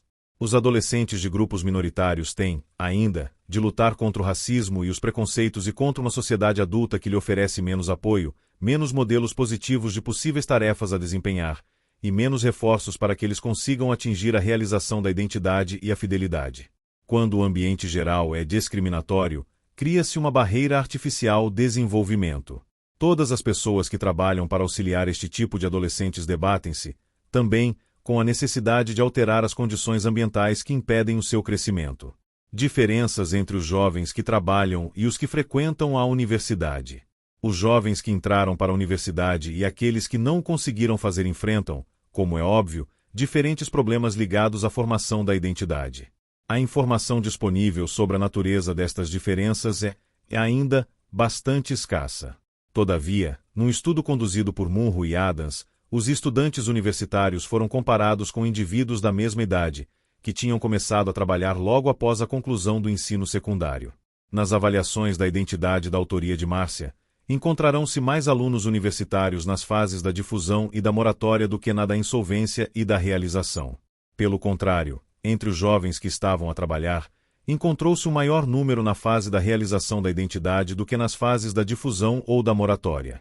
Em particular, os jovens trabalhadores mostravam uma tendência para chegar a uma situação de compromisso, realização ou insolvência, com ideologias religiosas e políticas, enquanto que os jovens universitários encontravam-se com maior frequência, na moratória ou na difusão, relativamente a questões políticas e religiosas. É interessante constatar que ambos os grupos mostravam, de modo semelhante, uma tendência para estabelecer um compromisso, ou para se prepararem nesse sentido, no que diz respeito à sua identidade profissional. Talvez o contexto universitário favoreça a existência de algum questionamento e de uma certa relatividade nas atitudes políticas e religiosas, ao passo que o mundo profissional promove o desenvolvimento de ideias bem definidas. Contudo, estas conclusões derivam de um estudo que envolveu, apenas, um pequeno grupo de estudantes universitários e de jovens trabalhadores. Torna-se necessário, por isso, recolher muito mais informações, antes de termos uma visão nítida da forma como cada um destes grupos encara os desafios da identidade.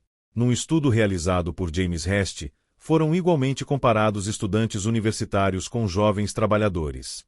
Hest dedicou a sua atenção ao desenvolvimento moral, um domínio de certa forma semelhante à ideologia religiosa nos trabalhos de Márcia.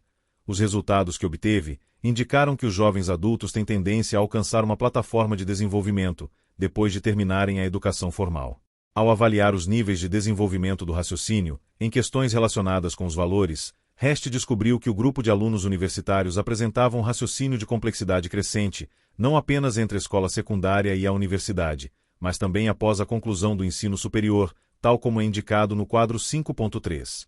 No outro grupo, o dos jovens trabalhadores, os resultados não se alteraram substancialmente durante o mesmo período de tempo. Todavia, devido ao pequeno tamanho da amostra, tal como aconteceu com o estudo de Munro e Adams, as generalizações feitas a partir das conclusões obtidas devem ser bastante cautelosas. Piaget sugeriu que o processo de transição da escola para a vida profissional talvez tenha um importante impacto no plano das operações formais e da identidade, ver capítulo 13. Certamente, sob um ponto de vista cultural, o facto de se abandonar o estatuto de estudante para assumir o papel de trabalhador a tempo inteiro assinala uma transição. De acordo com os pontos de vista de Erikson, a comunidade adulta irá, provavelmente, crismar ou rebatizar o adolescente como jovem adulto. O problema desta área de estudo relaciona-se com a falta de uma base sólida de investigações, a partir da qual se pudessem retirar conclusões válidas. Através do estudo de Munro e Adams, talvez possamos inferir que a passagem direta da escola secundária para o emprego promove a realização da identidade. Por outro lado, os resultados de Anderson e de Hest, assim como os dados obtidos num estudo conduzido por Eugene Michel, põem em dúvida esta conclusão. Por exemplo, numa investigação que realizou, Michel indicou que os estudantes universitários eram muito mais propensos a apresentar scores mais elevados de realização da identidade e de raciocínio moral, e pontuações mais elevadas no instrumento destinado a avaliar o raciocínio ligado a crenças religiosas 24. Os sujeitos que obtinham pontuações superiores apresentavam uma compreensão mais elaborada dos problemas da vida. Os sujeitos que se situavam nos níveis mais baixos mostravam aceitar a autoridade de uma forma complacente e inquestionável. Os jovens adultos que já estavam a trabalhar denotavam uma importante incapacidade de questionamento. Aparentemente, eles desconheciam assuntos controversos. No entanto, mostravam-se felizes por seguirem as passadas dos pais. No capítulo 6, será abordado o conceito de agência, agency, ou escolha autônoma, como sendo um importante aspecto do desenvolvimento maduro. Os jovens trabalhadores que fizeram parte do estudo de Michel demonstraram possuir uma agência muito reduzida. Todavia, deve existir alguma cautela na formulação de conclusões. Como o estudo não foi longitudinal, não pode ser considerado definitivo, embora o método utilizado tenha sido bastante intensivo, traduzindo-se em entrevistas individuais muito longas, testes e tarefas cuidadosamente codificadas e fielmente cotadas. No entanto, como é lógico, parece-nos que a formação da identidade, sendo um processo, requer uma vasta pesquisa pessoal, autoconhecimento e exploração. Assim, partindo deste ponto de vista, poderemos supor que a autoexploração, como meio de promoção do desenvolvimento da identidade, ocorrerá provavelmente com maior frequência num contexto de educação superior do que num ambiente normal de trabalho. Identidade e intimidade. A adolescência, enquanto processo constituído por um conjunto de tarefas psicossociais, termina com a aquisição de um forte sentido de identidade pessoal, traduzido na fidelidade. Uma realização bem-sucedida da identidade conduz o indivíduo para a primeira tarefa da vida adulta, o desenvolvimento de um sentido de verdadeira intimidade. Um fracasso na realização da identidade levará ao afastamento. O termo utilizado por Erikson foi distanciamento, a tendência para repudiar, para pôr de parte e, se necessário, para destruir as influências e as pessoas cuja natureza se mostre perigosa para o próprio sujeito. Por este facto, a resolução bem-sucedida desta transição é, por certo, algo extremamente importante. No capítulo 9, que é dedicado à sexualidade do adolescente, apresenta-se uma vasta discussão sobre este assunto. De acordo com Erikson, o aspecto central deste problema consiste no facto de a genuína intimidade surgir, apenas, após a formação da identidade. Isto é, a identidade antecede a possibilidade de uma verdadeira intimidade com outra pessoa. Assim, a consciência do eu é a aquisição precedente, que se mostra indispensável para chegar à intimidade. Esta pode definir-se como a capacidade para estabelecer relações mútuas, quer físicas, quer psicológicas, com outra pessoa. A reciprocidade é o aspecto principal deste conceito, uma vez que ambos os indivíduos devem processar, simultaneamente, as necessidades, pensamentos e sentimentos, um do outro. Grande parte deste processo envolve uma verdadeira intimidade sexual, tal como será referido na exposição feita no capítulo 9, sobre os objetivos da educação sexual. Todavia, ao utilizar este conceito, Erikson não se refere apenas à intimidade sexual. Uma definição mais alargada de intimidade inclui as amizades na vida adulta, a capacidade de liderança e a influência mútua. Neste sentido, um gesto afetuoso não necessita de ser manifestamente, ou dissimuladamente, sexualizado, para se encaixar nesta definição de intimidade. Por exemplo, no filme intitulado A Canção de Brian Song, 2 jogadores de futebol, Brian Piccolo, que estava a morrer com um cancro, e Galé Sayers contraíram uma íntima e genuína amizade adulta. Infelizmente, na nossa sociedade, em geral, este conceito causa um certo mal-estar. De facto, não existe um termo apropriado para o descrever. Certamente, a amizade adulta é uma expressão um pouco mais branda, para referir a verdadeira reciprocidade que está implicada neste estádio ericksoniano. O nosso desconforto relativamente a este conceito talvez tenha contribuído para as mais recentes conclusões retiradas de estudos do desenvolvimento do adulto. Levinson, por exemplo, conduziu um estudo inovador sobre os indivíduos adultos do sexo masculino, o qual se encontra referido no seu livro As Épocas da Vida do Homem, The Seasons of a Man's Life. Ele chegou à conclusão de que não existiam quase nenhum exemplos de uma verdadeira amizade adulta. Poderíamos afirmar que os americanos do sexo masculino raramente vivenciam uma íntima amizade com um indivíduo do sexo masculino ou do sexo feminino. Necessitamos de compreender por que é que a amizade é tão rara e quais são as consequências desse tipo de privação para a vida adulta. Para Erikson, as consequências deste tipo de privação são muito claras. O distanciamento conduz a relações polarizadas. O indivíduo passa a estar, totalmente, absorto no seu próprio eu. O outro, quer seja do mesmo sexo, quer seja do sexo oposto, torna-se no objeto da exploração, o que, eventualmente, pode levar a várias formas de renhido combate. Um violento individualismo, tal como é exemplificado por expressões do gênero se fosse necessário, passaria por cima da minha avó, para ter êxito na vida, ou o nosso objetivo é vencer a todo custo, constitui um indicador do distanciamento e da autocentrarão. A resolução positiva deste primeiro estádio da vida adulta depende muito da formação da identidade. Os investigadores chegaram à conclusão de que os jovens adultos que estão relativamente avançados, em termos de formação da identidade, são mais propensos a estabelecer relações íntimas, quando comparados com aqueles que se encontravam na fase da insolvência identitária, ou na fase da difusão. Neste momento, os poucos estudos longitudinais que se encontram disponíveis mostram que a intimidade não pode ser conseguida enquanto a identidade não for alcançada. As investigações confirmam, também, que em qualquer momento é pouco provável que um indivíduo, que se encontra na fase da difusão, consiga estabelecer relacionamentos íntimos. Estes e outros estudos indicam que existe uma necessidade urgente de criação de programas que promovam a formação da identidade durante os últimos anos da adolescência. A maturidade psicológica não se desenvolve, automaticamente, no início da adultez. Depende, pelo contrário, tal como acontece em todas as idades, das experiências que estimulam o desenvolvimento. Por este facto, as instituições de ensino superior e os primeiros empregadores dos jovens que não seguem os estudos superiores devem ser alertados para a necessidade de estabelecer novas estratégias, no sentido de promover o desenvolvimento da maturidade psicológica nesta etapa da vida. A identidade e outras dimensões do desenvolvimento. Nos capítulos que se seguem, apresenta-se alguma informação sobre outras dimensões do crescimento. Tal como foi referido no capítulo 1, este aspecto coloca, inevitavelmente, a questão das inter-relações, isto é, se os vários domínios do desenvolvimento são independentes, se apresentam alguma sobreposição, ou se são mesmo semelhantes, a ponto de serem redundantes. Os autores desenvolvimentistas afirmam que, de um modo geral, deveria encontrar-se uma certa consistência em cada domínio, à medida que a maturação vai ocorrendo. Por exemplo, um estudante universitário que se encontre numa posição satisfatória, relativamente à realização da identidade e à fidelidade, apresentará, provavelmente, um desenvolvimento moral de nível superior, no esquema proposto por Kohlberg. Este tipo de expectativa também é válido, se compararmos os níveis de desenvolvimento do ego e as fases de formação da identidade, nos estádios de Loevinger.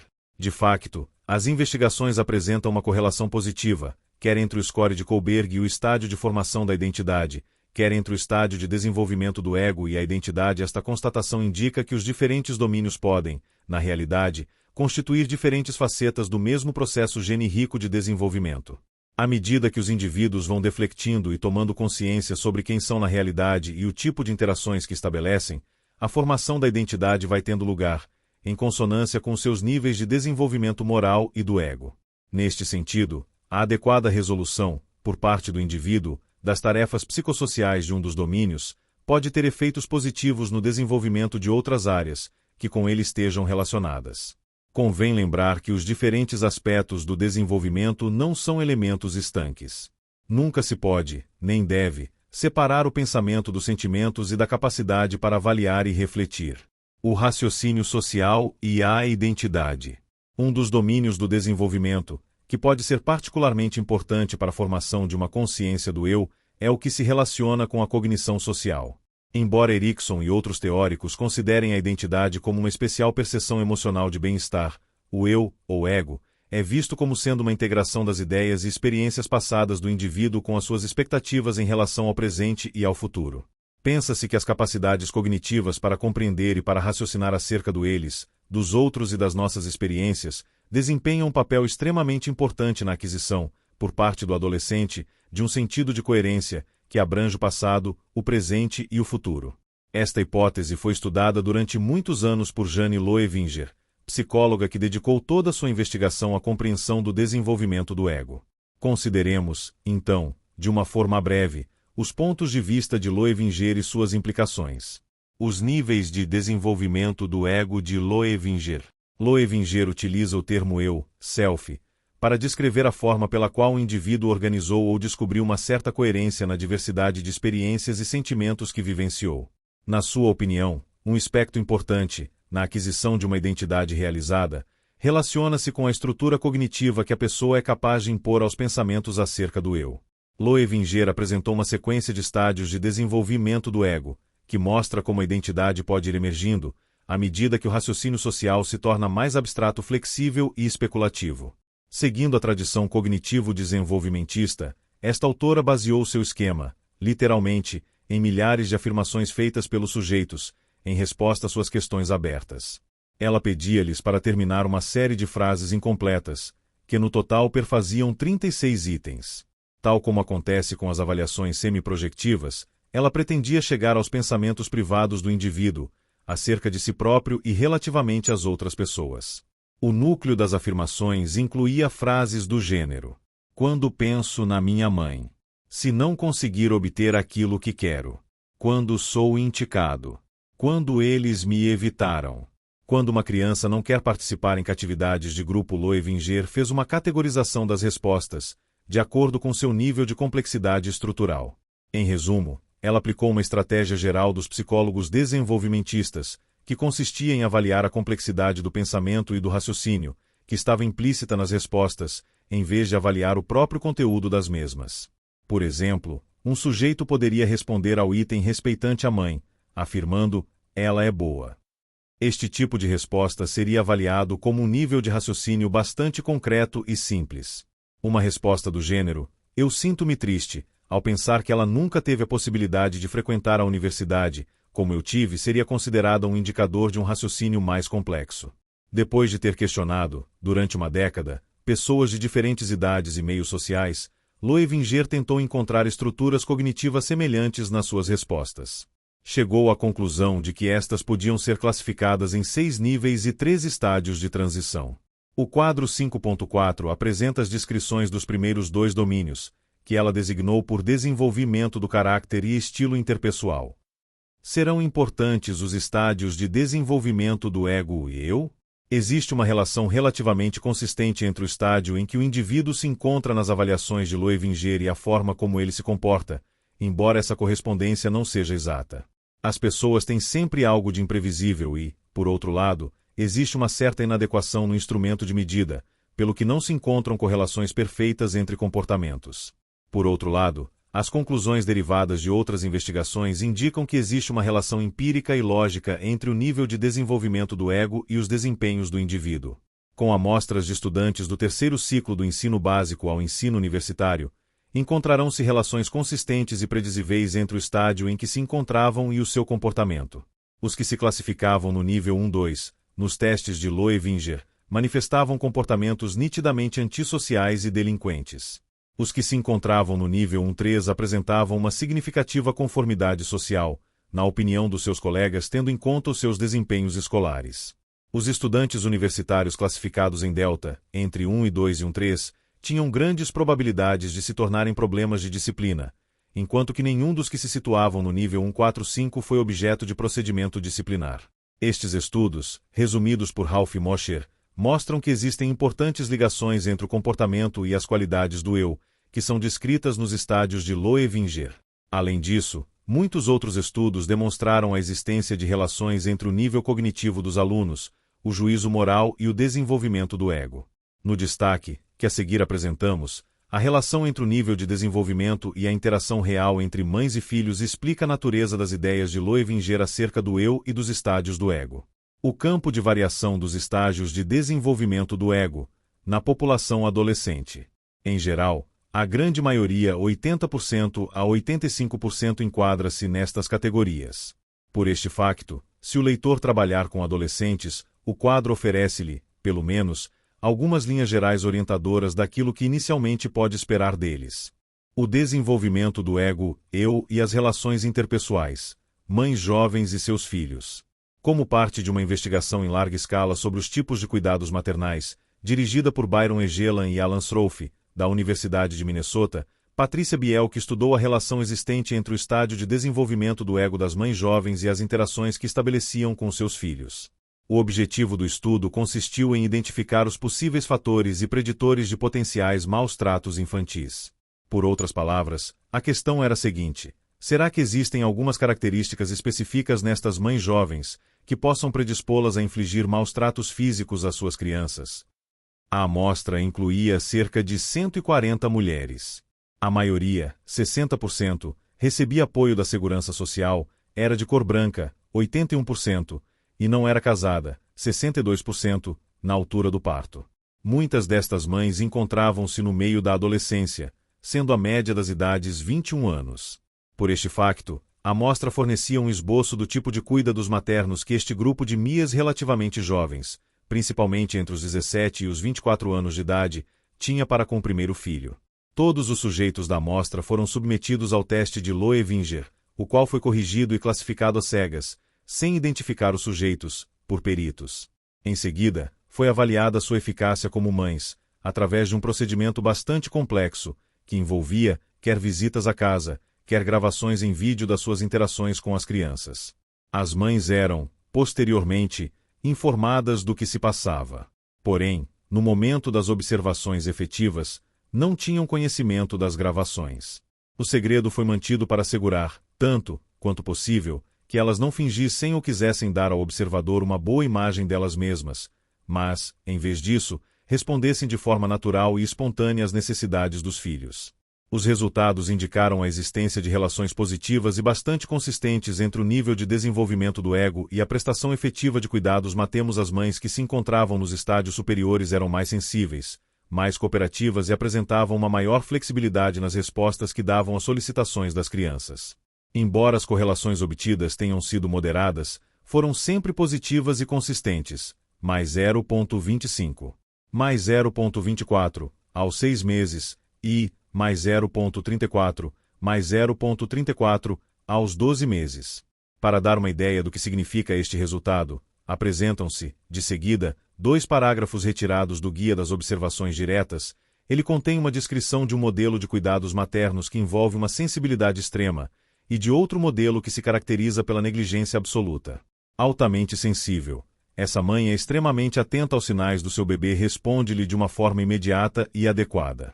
Ela é capaz de se colocar na perspectiva do filho. A percepção dos sinais e da comunicação da criança não é distorcida pelas suas próprias necessidades e defesas, lê os sinais e as comunicações do bebê de uma maneira bastante habilidosa e sabe interpretar o seu significado, embora as pistas sejam subtis, mínimas e pouco compreensíveis.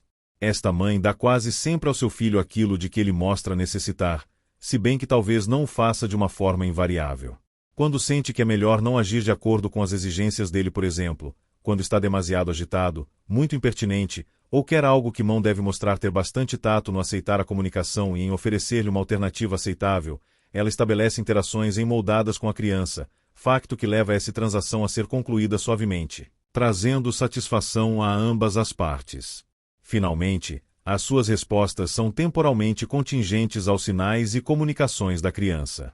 Altamente insensível, a mãe extremamente insensível ajusta-se, quase exclusivamente, aos seus próprios desejos, estados de espírito e atividades. Isto é, as intervenções e iniciativas de interação que estabelece são desencadeadas ou amplamente moldadas pelos seus próprios sinais internos. Se estes entrarem em consonância com os do bebê, trata-se, simplesmente, de uma pura coincidência. Este facto não significa que ela nunca responde às solicitações da criança. Algumas vezes falo, se os sinais forem suficientemente intensos, bastante prolongados ou muito repetidos. A própria latência das respostas demonstra uma grande falta de sensibilidade.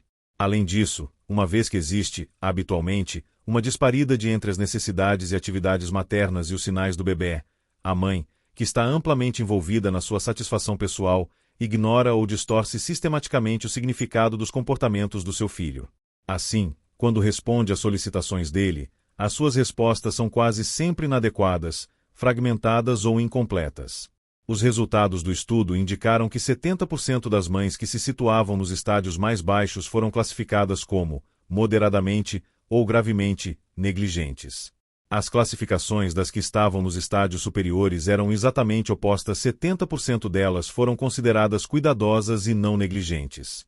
Além disso, as correlações mostraram que as mães dos estádios mais baixos apresentavam uma diminuição na qualidade dos cuidados maternos que prestavam, entre os 6 e os 12 meses. Se considerarmos a forma como o bebê cresce e se desenvolve, todos sabemos que, especialmente entre os 6 meses e o ano de idade, acontecem transformações de extrema importância. Durante este período, forma-se a individualidade da criança. Por um lado, esta torna-se mais ativa e mais capaz de responder seus estímulos. Por outro lado, começa a requerer cuidados maternos mais complexos. A sua necessidade de interagir aumenta. Na linguagem diária, a tarefa de cuidar de uma criança de 12 meses de idade é mais complicada do que se tratar de um recém-nascido. São necessárias maiores capacidades, especialmente em termos de cognição social, para conseguir compreender os desejos e as necessidades legítimas da criança. É durante este período que ela deixa de ser um boneco com que se pode brincar, tornando-se num ser humano, que tem necessidade de interações que promovam o seu crescimento. Por este facto, o tipo de funcionamento das mães, que se situavam nos estádios mais baixos, estava a seguir o trajeto errado. Elas davam sinais de uma incompetência crescente no seu desempenho materno. Numa perspectiva de desenvolvimento sociocognitivo, estes resultados pessimistas são, pelo menos, compreensíveis. A nível dos estádios menos complexos de desenvolvimento do ego-eu, ler as descrições do tipo de funcionamento nos estádios 1, 2 e delta, que são apresentadas no quadro 5.4, no texto anterior, é extremamente difícil compreender as necessidades reais das outras pessoas, especialmente a partir dos pontos de vista próprios. Para uma mãe que se situe num destes estádios, seria bastante difícil, se não impossível, ser capaz de se colocar no lugar do bebê e reconhecer o seu potencial para se autodirigir. Contudo, a capacidade para pensar em várias hipóteses é, certamente, essencial para uma boa prestação cuidados maternos, por exemplo. Isto é o que eu penso, qual será a opinião do bebê? Afinal, qual é a melhor coisa a fazer? Ou que este choro denota, apenas, uma certa ação, ou é sinal que o bebê tem fome? O resultado mais evidente deste estudo provavelmente, a constatação de que existem, praticamente, quaisquer programas educativos destinados a estimular o desenvolvimento do ego-eu das mães jovens. Todas as mães tentam fazer sozinhas o melhor que são capazes. Em relação a algumas, os resultados nos indicaram um funcionamento interpessoal razoavelmente eficaz. No que diz respeito a outras, os estudos têm confirmado que existe uma relação muito forte entre o estádio do ego e o autoconceito. Todavia, isto não significa que os adolescentes mais novos tenham um baixo autoconceito e que os mais velhos possuam um conceito mais positivo de si próprios. Um adolescente pode ter, em qualquer dos estádios, um autoconceito positivo ou negativo. No entanto, o conteúdo estrutural do mesmo será, altamente, indiciador do estádio de desenvolvimento do ego em que ele se encontra. Por esta razão, temos vindo continuamente a fazer referência ao desenvolvimento do ego à formação do eu, como se tratasse praticamente dos mesmos processos. Quando se aplica esta teoria dos estádios às relações interpessoais, põem-se em evidência as ligações que existem entre o trabalho de Selman e o de Loevinger.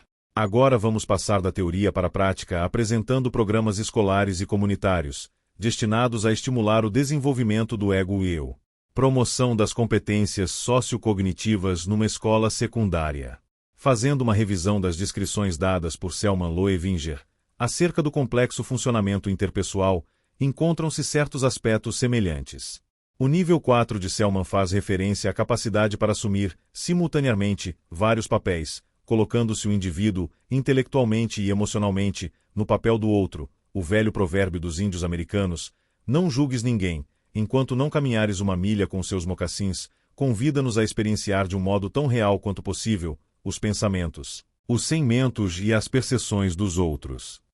O problema educacional gira à volta da seguinte questão: como estimular o desenvolvimento da capacidade de assunção de papéis? O ponto de vista de Selman é bastante claro. Assumir perspectivas tem uma importância central no aparecimento do desenvolvimento sociocognitivo mais complexo. Loevinger, embora se mostre um pouco conservador em relação ao planeamento de programas educacionais, sugere que a principal diferença entre 1 e 3 e 1-4, os estágios do conformismo e da conscienciosidade, respectivamente, tem a ver com a capacidade para reconhecer e para processar as ideias e sentimentos, em si mesmo e nos outros, a níveis mais complexos. Muitos educadores acreditam que, uma vez que o desenvolvimento depende da interação, torna-se importante implementar métodos educativos que otimizem ou estimulem o desenvolvimento da maturidade psicológica desde que esses esforços deem alguma garantia aos participantes. Numa tentativa de elaborar este tipo de programas educacionais, muitos estudos e programas experimentais têm sido postos em prática, ao nível das escolas secundárias. Para apresentarmos um exemplo específico, passamos a descrever um cuno secundário, que foi concebido para estimular o desenvolvimento da maturidade interpessoal. O programa foi designado por aconselhamento entre colegas, peer counseling. Os alunos que nele participaram aprenderam, efetivamente, alguma coisa sobre as teorias e as técnicas utilizadas no aconselhamento psicológico. No entanto, o objetivo não foi o de criar um conjunto de jovens terapeutas. E que os investigadores escolheram as técnicas de aconselhamento como meio de promover as capacidades de escuta e de resposta das estudantes. O aconselhamento efetivo requer uma disciplina de ferro, ou seja, exige uma capacidade para pôr de lado, sistematicamente, o próprio eu.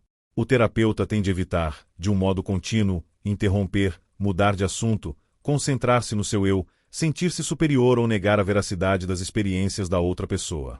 Os estudos sobre comunicação indicam que, não obstante os mitos românticos em contrário, os adolescentes são tão maus ouvintes como os adultos.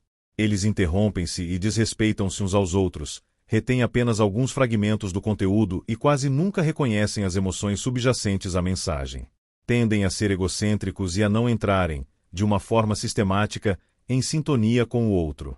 Por este facto, o objetivo do aconselhamento entre colegas foi o de ensinar os adolescentes a escutar ativamente, de modo a facilitar a tarefa de se colocarem nos mocassins de outra pessoa.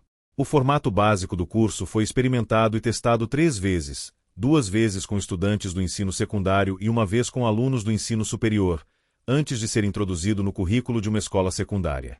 Tal como se esperava, os resultados foram positivos.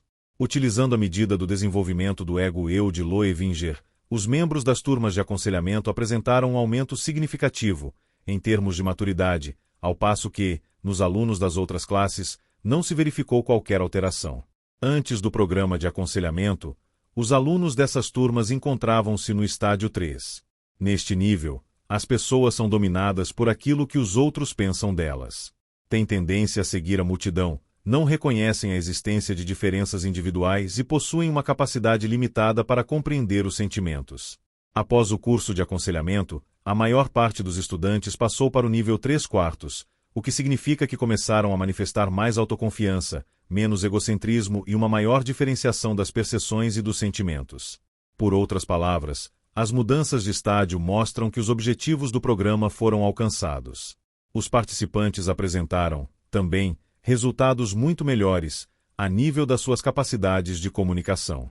Quando as suas respostas reais, na interação com os outros, foram codificadas e classificadas segundo níveis de verdadeira empatia, verificou-se que eles obtiveram ganhos significativos. Finalmente, os próprios alunos referiram que o programa lhes proporcionou experiências muito positivas. Nas suas respostas a questionários, eles afirmaram que, através do programa, aprenderam as seguintes atividades ou conceitos: expressar-me com maior clareza, avaliar-me a mim próprio, falar livremente, ter consciência das outras pessoas, compreender as pessoas que não são iguais a mim, ouvir os outros, perceber as influências que os outros exercem sobre mim e ajudar as outras pessoas. Estas respostas foram selecionadas de uma lista de 20 atividades possíveis, que foram referidas, pelo menos, por metade dos alunos das turmas onde o programa foi implementado. A conclusão mais significativa talvez se relacione com outro aspecto.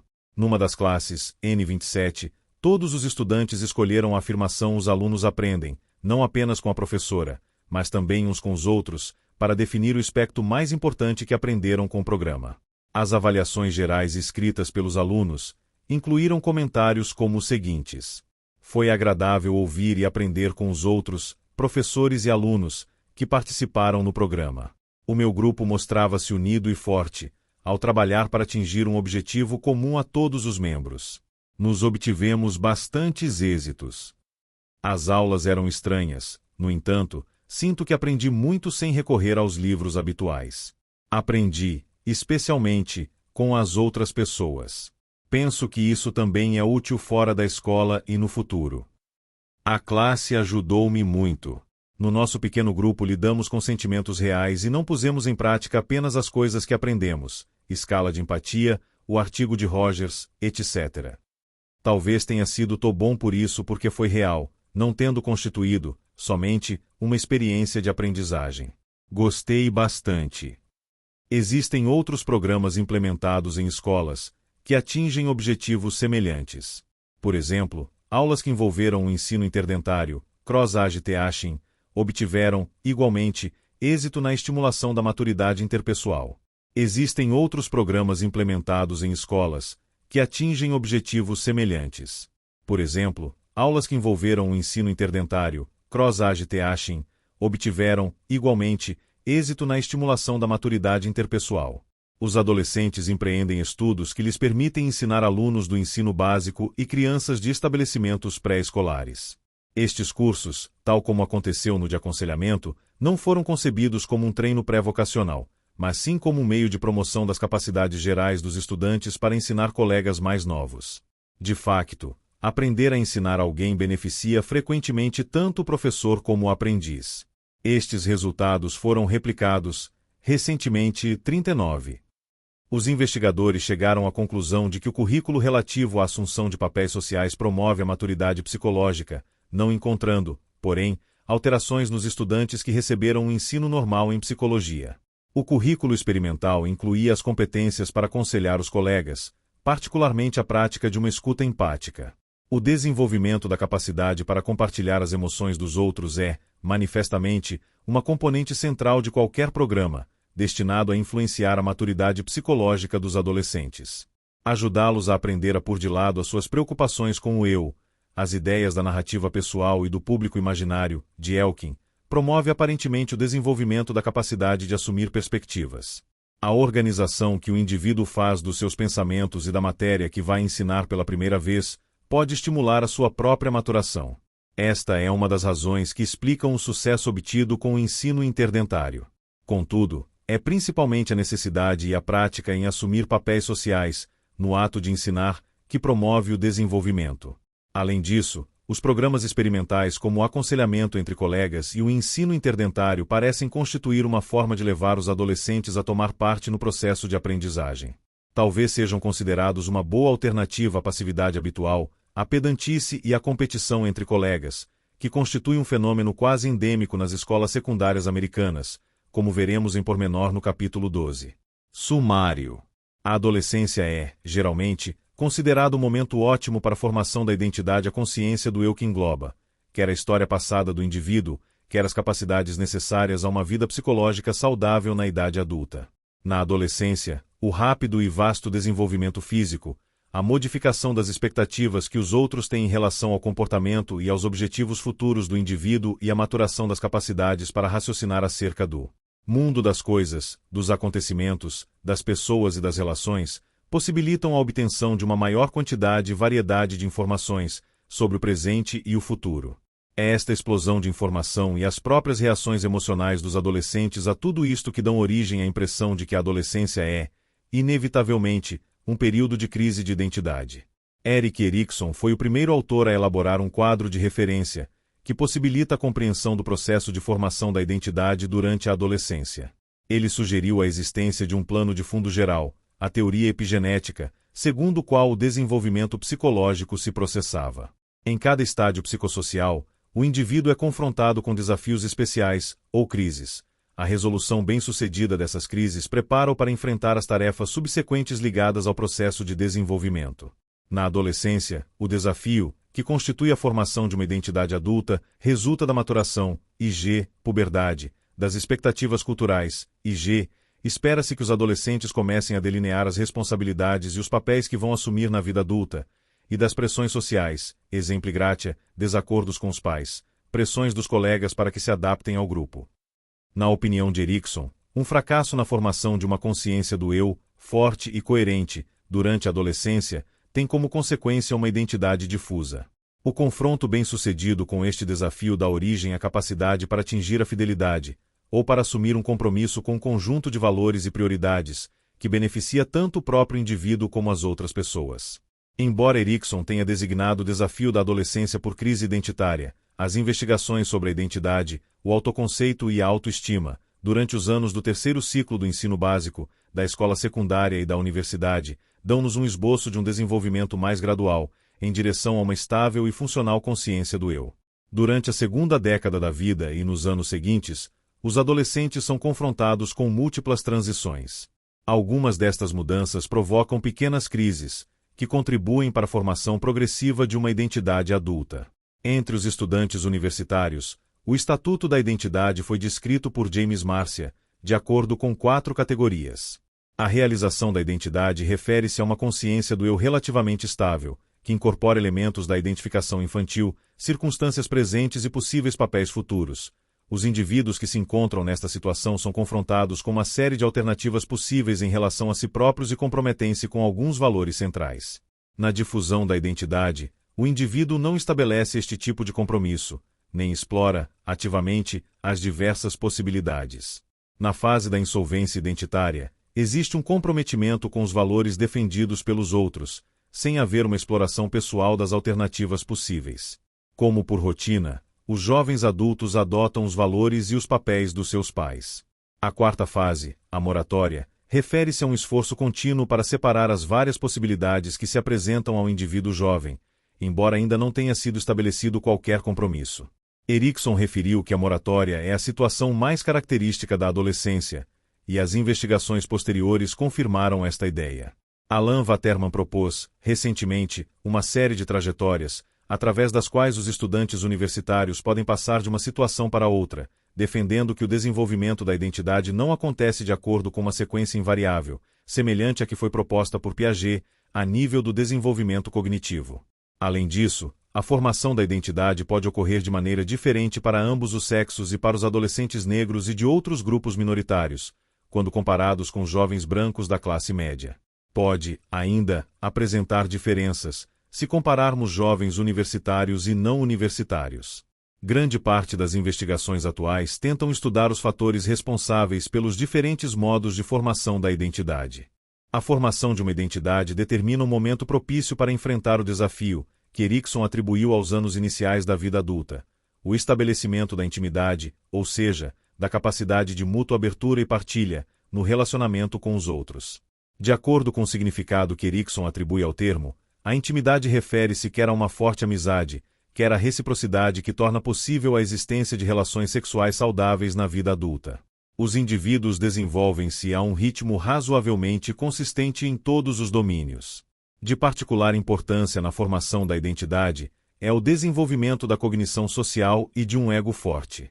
A capacidade para perceber e agir em conformidade com as ideias e sentimentos, próprios e dos outros, é um aspecto vital na obtenção da maturidade psicológica na adolescência.